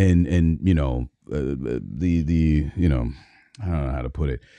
It's just that, doing Shakespeare and all that kind of stuff, elocution and all that. Mm-hmm. The funny thing about Big Donovan for me is that it's not far from my own voice print, and it's not really that far from how I talk, which makes it easier to get back into as a character. Like I'm not creating a voice, which is great, right? And when I auditioned for it, I was like, well, here's another one. I'm just gonna, do it, send off to the VO gods and let them make a decision, in the universe. And then when I got the call, I was like, hey, you got the call, about this project. And I was like, oh, word? Oh, okay, cool. A booking. Yay. Like, oh, I got a job. All right. I still do that now. I mean, like, there was a time period, like if you ask my sons, they'll be like, we do the check dance. And I got a song. Got to check, baby. Got to check. Got to check, baby. Got to check. What? Got to check, baby. Right. So we used to do the check dance because the check dance meant that I could, like, we could go to Dave and Buster's that time, or hey guys, we're gonna get, we're gonna go out and get some food, as opposed to like Pop's just making food in the house. And so me and my wife have that too, where if I get a pretty substantial check, the joke is, hey, this time when you order it, you can put cheese on it. So I remember I got one of my checks from the NBA, and it's pretty big. I was like, and I had called. I said, hey, you put some cheese on it. She's like, how much is it? I'm like, it's pretty good, baby. You can put some cheese on it. You can get cheese and extra bacon. You can put the cheese on it. Hey, boy, you living good, Jack. Yes, sir. Let me tell you. So you feel me in my soul. So like so when I get to because actually we started this remotely. I was still in Cleveland when I started recording this in my booth, because it was 2 years time before the initial recordings to the release, and then they ended up pushing it back, and they ended up changing the name and stuff. But shout out to Jeff Trammell, the executive producer, and shout out to Sarah Sherman, who is the casting director and the director in the sessions. And sometimes it was Jeff and I doing it, and it was cool because Jeff is the kind of dude. Jeff Trammell is the kind of dude. He probably doesn't even know that I think this about him, but I love that he is a fan of the source material. He gets it. He knows where it's coming from. He understands the lore, and he knew what he wanted to, really, create with this Spider-Man series. And it's kind of a what if story because it kind of takes place in another timeline. They haven't talked about which Earth this is on. Yeah. Which I'm kind of like, I'm hoping in, season 2 that we're going to find out more about like, what Earth is this and, what's happening and whatever. Cause I don't know anything. And when I watched the show, I didn't know I was in, 7 episodes. I didn't know that. And I'm like, oh, wow. Oh, this show is dope. And then, I get to do some ancillary voices, and whenever I get to do ancillary voices, it's always fun because I'll be like, "Oh, that was me." So, are you able to really find yourself in shows? Because I know a lot of people do a lot of, ADR work or background work, and it's like, do you really hear yourself? So you just answered my question. Sometimes, like in ADR, no, I was like, ADR is hard to pick yourself out, but. Yeah. Some of these, I was like, "Oh, that's me," because I know like there's certain voice prints that I create that I like. Oh yeah, right. And other times I'm like, nope. So when right before it came out, they did a screening, and in a movie theater, and we got to watch the first 3 episodes, and that's when it really hit me that I am a part of the Spider-Man universe. I am a part of Marvel. And Big Donovan, his character is interesting because, this is a street dude. And I kind of put this together for myself. Like, this is a street dude who's smart. And like some cast that you and I have grown up with, were they given the opportunity, they would not be in the situation that they're in.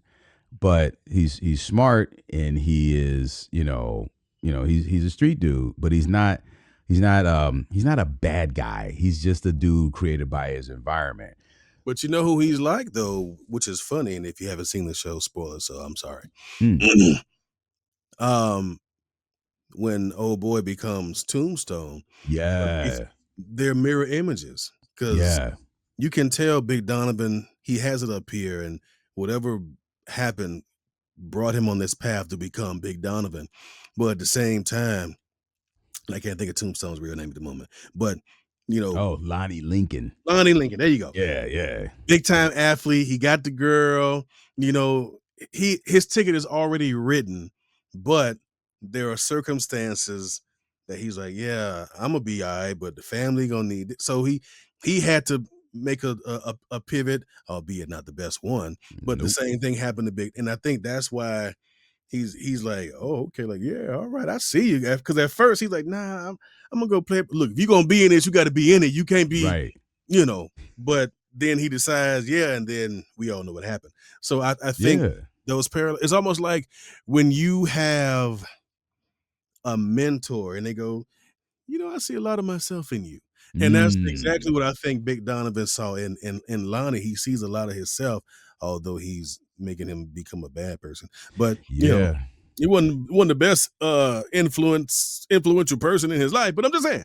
But there are parallels. It's fascinating to me too because with Coleman Domingo knocks Norman Osborn out of the park, right? And this version of Norman Osborn, I'm not going to give any spoilers for anybody who hasn't seen the show, even though the show been out for a minute. It's just that they both Tombstone and Spider-Man are having a parallel path, and it starts out real nice, and then it gets dark. And that's what I said to Jeff. I was like, man, this is dark. And I remember when I first saw the Scorpion murk somebody in session, I was like standing there, I was like, oh, and I was like, ooh, I am in session. But man, because it really hit me. I was like, oh my God, they're really going there. And, pulling out the double barrel, strap, I was like, bow, bow, so seeing it all come together is, man, I just can't tell you like how, like beside myself I was. And I'm watching the show with everybody else. So I'm learning what's happening. And what the funny thing is, I recorded those lines, but I didn't remember that happening. So like, I got so many texts from my people back home. They was like, man, you went out like a sucker. I can't believe you went from the baddest mofo to going out like a sucker. I was like, look, guys, I have no control over this character. I don't know what they're gonna do. But I didn't know it was gonna happen the way it happened. I saw it and I was like, oh man. It's been definitely like, the highlight of my career. That I get to be a part of this. I've always like there was a video that I posted on my Instagram recently about, the lady who played Ursula, and I don't know, things jump out of your head at a certain point. But I was like, me too. I've always wanted to do work with Marvel and Disney, and I had a bit part, on Harley Quinn, and when I got that bit part on Harley Quinn, it was actually because I did. This is where work begins work. Like I did a pilot for Cartoon Network, which sadly, rest in peace, Cartoon Network. Right. And I did that pilot, and that pilot, they were like, hey, we want you to come in and do just, a few lines on Harley Quinn. I was like, oh my God, I love this show. So sometimes it's hard for me to hide that, and then I get caught up in that, and I'm like, oh man, I love this thing. Focus, Leilani. You got to work. Yes, you got to work. You got a job to do. But I love this thing, and I've always, and so I was like, I'm collecting like Pokemon. I'm collecting these things. I'm in the Batverse, and now I'm in the Spider-Verse. I would love to be, I would love to be in, Star Trek, because I'm a big Star Trek fan. And other, what they call now, it's like the geeks are fine, and being a blurred, is okay now. Back when we were young, that was not a thing. No. But yeah, I love it. I love everything that the show is doing. I love the different story they're taking.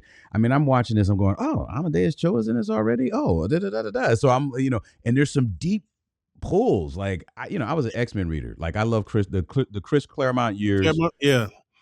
For X-Men, going all the way back to like before Inferno, Hellfire Club saga, all the way through Fatal Attractions, Onslaught saga. Like after that, like I read yes sir X-Men. Yeah, and I even read X-Force, and I read like Wolverine solo series and stuff like that, and the New Mutants. And everything. And so I loved X-Men, and I would love to do something in the X-Men universe. I always thought I could be Bishop, but the truth is I wanted to be Magneto. Like Charles. Charles.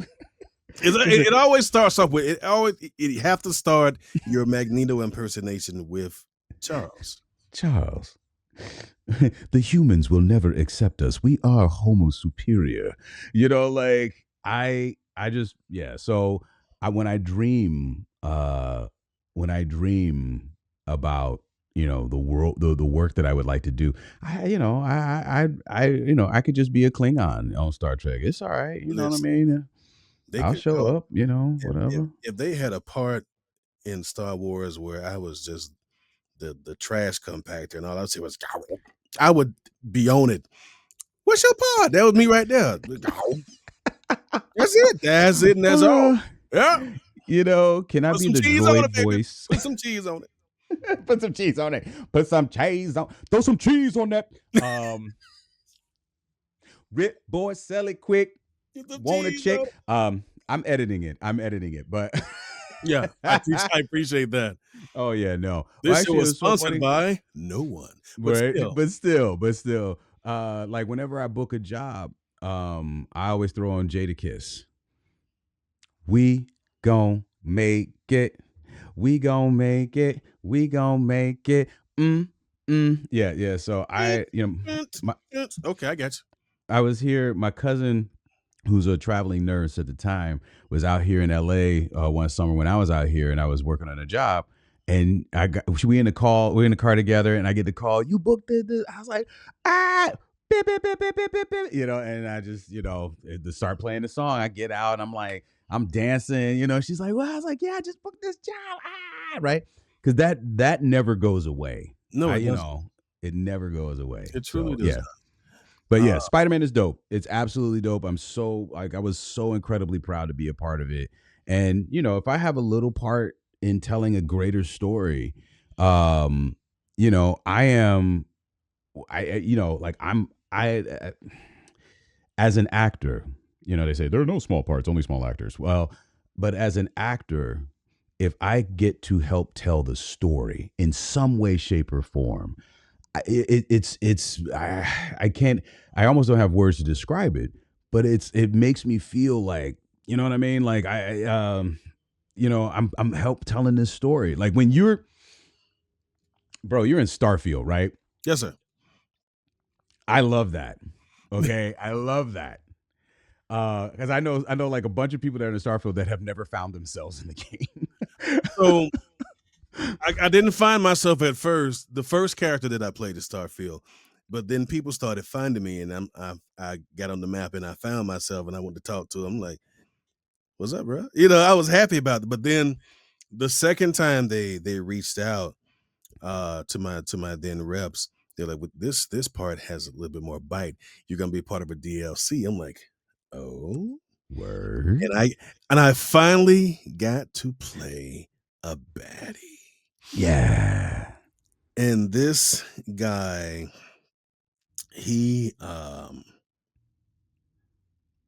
in Starfield, there are different factions. Yeah. Yeah. And his particular faction, they praise the serpent god. Oh, Yes. So what? No, Say please it. continue. No. Oh, No, please continue. so- But my brain immediately, you said the serpent god, and I was like, two snakes meeting together like this. Not that one. But when I was reading for it, I'm like, okay, I finally get to, because so my mainstay is promo, narration, some commercial. So anytime I get games or animation, I'm like, is he a bad guy? And I would love to play good guys, because I played a 16-year-old teenager in the Cobra Kai video game, where in these games, of course they're gonna give them power moves and all that. So I'm this 16-year-old colossal stomp, lotus flower bomb, and that was cool. And I played some NPCs as well. Hey, it's those Cobra Kai punks. We'll show them, and that was cool. But when I was reading this, and I'm like, oh, he's maniacal, he's malevolent, he's this, and I'm like, and they said, and in that world in Starfield, because these are planets that are eons from Earth, I could choose to make him sound any way that I want. So his name is Victor Vathal, and I'm like, that name, like Victor Vathal, and the first thing I thought of was Victor Newman from The Young and the Restless. I'm like, what would Victor Newman in the future sound like? And they're saying that, and they showed me what he looks like. Oh, it's a brother. So Shout out to Eric Braden, though. Shout out to Eric Braden. Let me tell you, Plays Victor Newman. Yes, that's my soap. But moving on, go ahead. You know damn well who I am, Nikki, Jack. I'm sorry. I grew up in a house where my mother videotaped and now DVRs The Young and the Restless, so that I know Eric Braden very well. Yes. I have won 2,415 Emmy Awards. My son Christian Gudgast has produced two very excellent films, Den of Thieves and Den of Thieves 2 Pantera. You should go. You should go and see them. And back in the day, before I changed my name to Eric Braden, I was Hans Gudegast, my real name, on a show called The Rat Patrol. You should go and see it. But anyway, I'm sorry. Let me give you a second. Catch your breath. In 3, 2, 1. That's what I'm saying, though, man. Like, this is what I'm talking about. Yeah. Oh my goodness. I'm oh my a brother reel from it back another in. mother, I'm a for reel real. it back in. But my point is, when I saw this character, I'm like, okay, this is all right. We can't not muck it up. So I'm pulling from Victor. I'm pulling from like every baddie I knew of, and I came up with this character, and it worked. And they were like, okay, yeah, so you're gonna be a Victor Bethal. I'm like, yay. So I'm reading it, and the scene, because I did all from here. The scenes are going well and everything is cool. And tell me if you've had this moment where you've read for something, or you're gonna be in something, and then maybe casting or whoever mentions a name, you're like, so and so? Yeah. What? And it's somebody you know. And as I'm reading for this, it's like, yeah, hey, have Trey do that so and so again. So when Torian says blah blah blah, I'm like, Torian. I said, he's like, do you know him? I said, well, I know some Torians that do voiceover. I said, I know a guy named Torian Brackett. Yeah, Torian Brackett's gonna play your son. What? I said, oh, okay. So he's like, yeah, Torian's done his lines already, but he has a few more pickups to do. And I'm sitting here like, that's crazy, because I remember this young cat was in New York, branching out, doing his VO thing. And he was like, I'm thinking about moving to LA. And so I'm like, man, go for it. And since he's made that move, he's been doing his thug dizzle. So Yeah. I remember when we were done, and I text him, and and I said something that if you were part of the game, you would know. And I said, I need you to come back to the house of the serpent and represent the family. And he just typed back with big eyes, and then the next line he just went, Dad? With these big question marks. I was like, it is me, my son. And we just had a moment from that. So I totally get how you feel when you have these moments in your career where you're like, man, I'm doing this shit, y'all, and it feels good. So as we wrap up, I was gonna say it's wild because it is wild though. When I get to, so I feel like this, which is funny, even though I've been doing, I've been an actor and I've been in show business all my life, and I've done voiceovers, commercials and stuff and whatever for years and whatever. When I get to the studio, I feel like, it's the first day of school, Hey, but really, I'm just the new kid in class. And then so and because everybody knows everybody, and then and it's kind of wild when I be like, oh, but no one has ever been like, oh, everyone's so welcoming in this community. Oh, you're here, cool, come on over to the table, come sit at our table. You want to trade sandwiches, you want to trade a juice box, or what's your mom putting your lunch? So everybody's been very, very like welcoming and cool that way. So I feel also incredibly lucky for that. As you are, I'm sure, you talk about Deborah Wilson and, like Phil Lamar and, Carrie Walgren. And like, so I watch these cartoons, I watch these animated series and, play the video games and whatnot. And I'm, the fact that I'm like sitting in the room now with these folks that I'm like, oh, wow, I love what you do.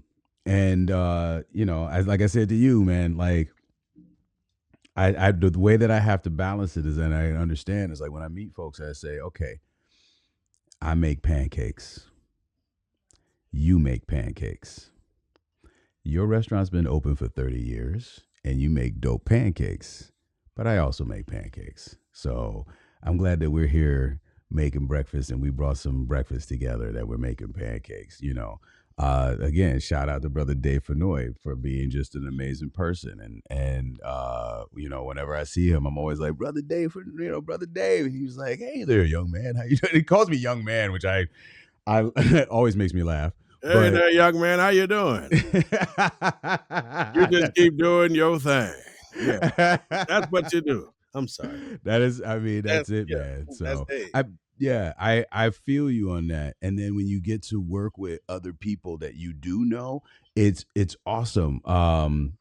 Like what I did Second City in Cleveland when we had Second City there. And a lot of people know Second City is a feeding ground for like Saturday Night Live and Mad TV and whatever.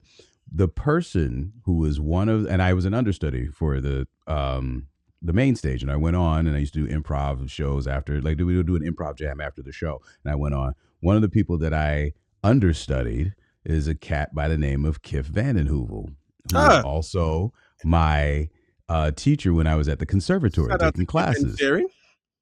And I love them both. Yes. So it's kind of wild, like, you know, when I'm like, hey, Kif, you and I are in a project together, you know, like, it's mind blowing, man. It's awesome because I love seeing everybody rise, you know, and everything. So, dude, I know we got to wrap it up. It's been a minute. I know. But I got to tell you, just talking with you about, you know, so many of the similarities that you and I have in our journey. And then I'm going to say it like this: finding another in my tribe, but not just in my tribe, but also like, you know, like Naruto, like you went to the same ninja school that I went to, you know what I'm saying? Like, I'm like, man, you know, we both, you know, doing water breathing, whatever, man. Like we just, like in my travels in life, I have just not met anyone that like within 5 minutes of a conversation, I'm like, oh, okay, boom, we are right there. So yes, sir. You know, big props to you, brother Tre. Big props to you, and thank you for just having me. I appreciate you, sir. So I must ask you, well, 2 questions. Okay. And I know we got to wrap it up. We will wrap it up. I know. This is kind of a vanity thing. So when you first get your nice, what? Are we doing that? What? Oh, wait, no, go ahead. Are we doing that? I'm gonna stop playing. All right. You know, if you want to start. Oh, let's go, bub. Man. If you want to start, we can do that too. That's for another show. I'm trying to. That's another show. No, remember, hey, talking toys with Tre. That's you know. My question is, was there ever a point? Well, not was. At whatever point in your career, and let's keep it VO specific. Okay. And you got a nice chunk of change. What did you do to splurge or spoil yourself on? I saved it. What are you talking about, man?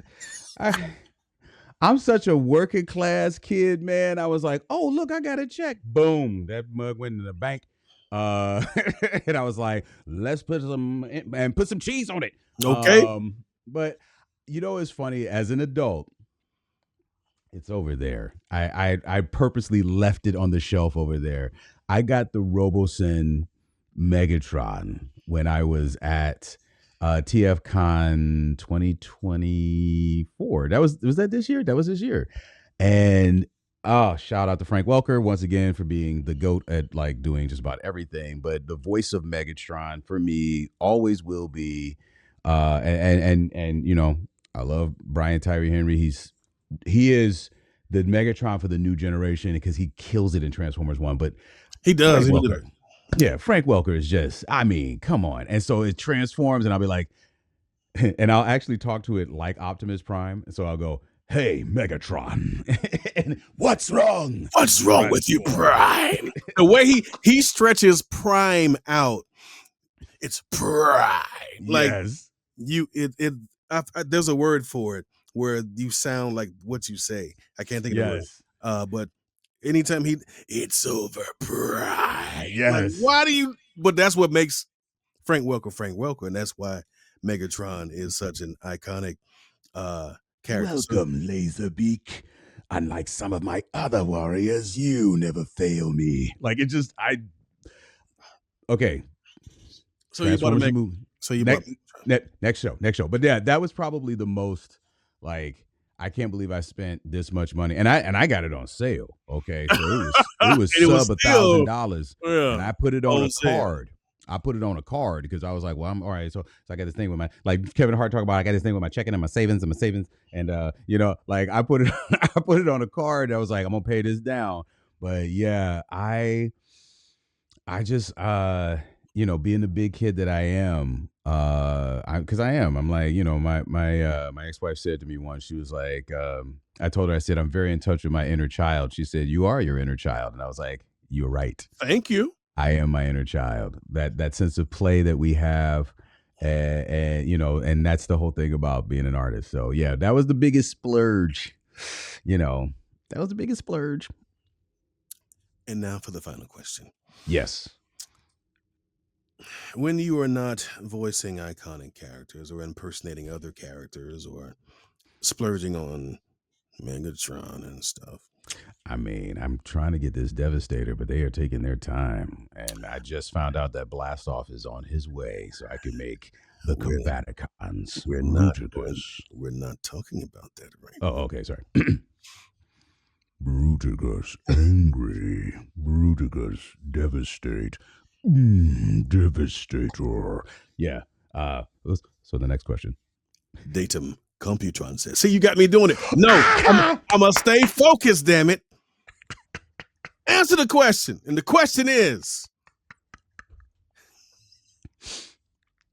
like two children.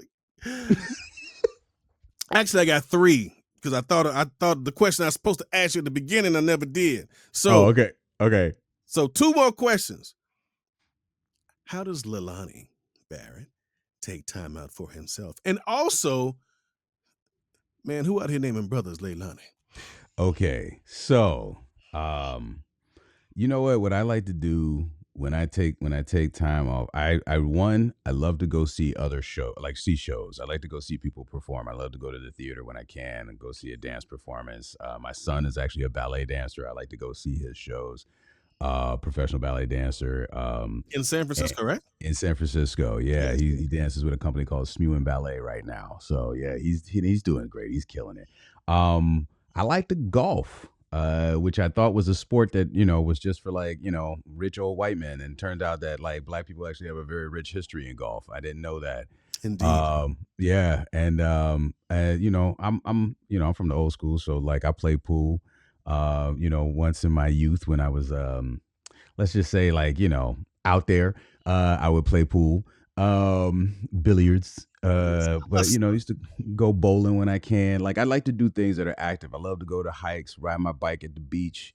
But most importantly is I love to sit and break bread with wonderful people like yourself.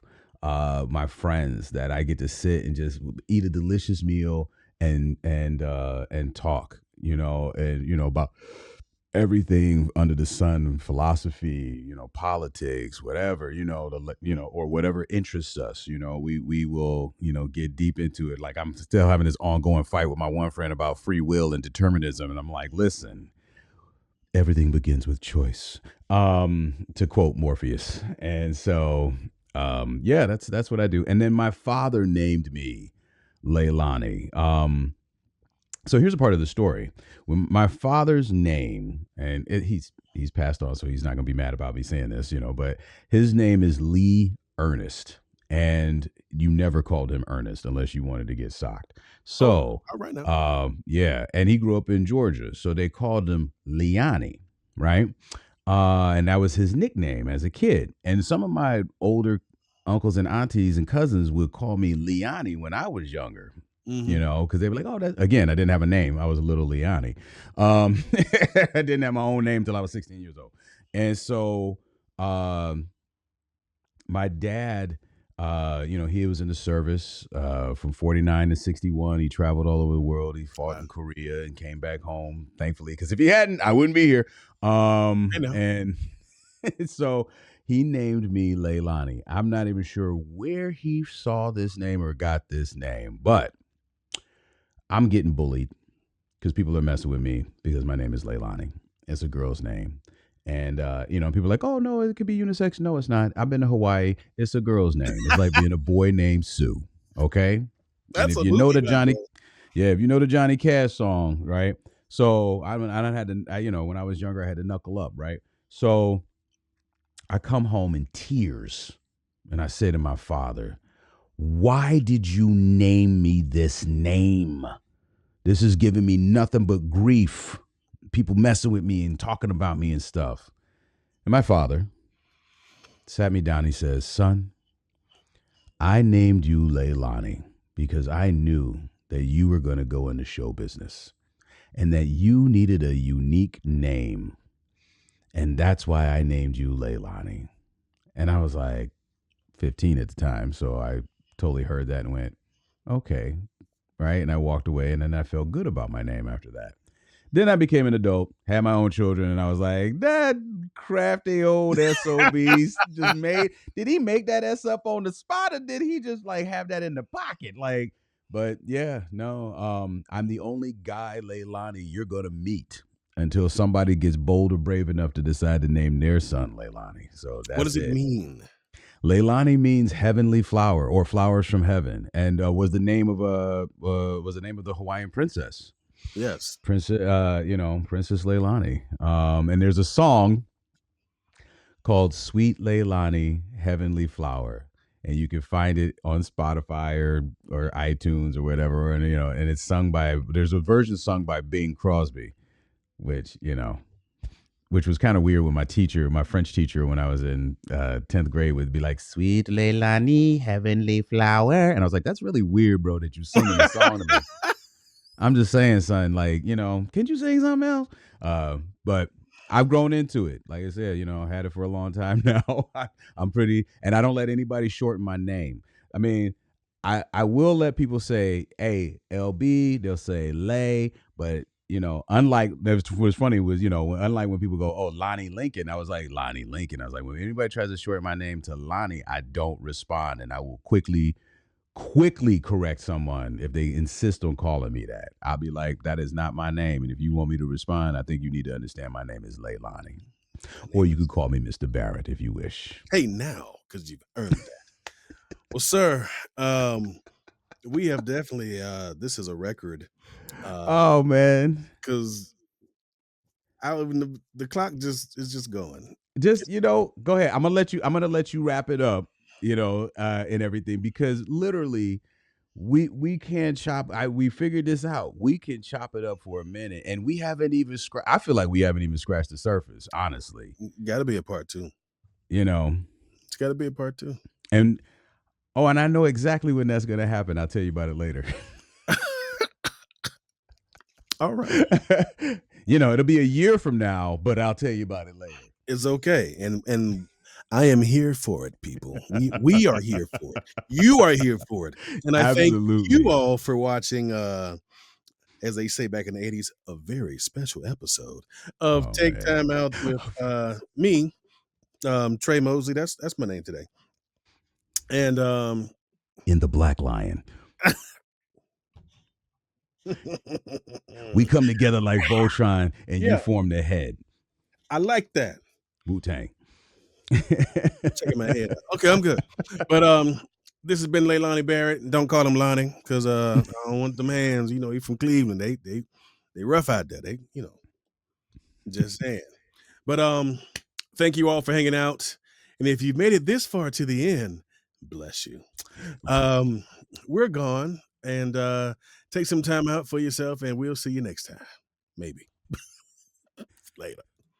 Thanks for listening to the Take Time Out with Tre Mosley podcast, part of TMX Creative. You can find us on Apple, Spotify, iHeart, or wherever you get your podcasts. You can also find us on YouTube, or the Take Time Out with Tre Mosley YouTube page. Thanks for listening, or thanks for watching. Either way, we'll see you soon.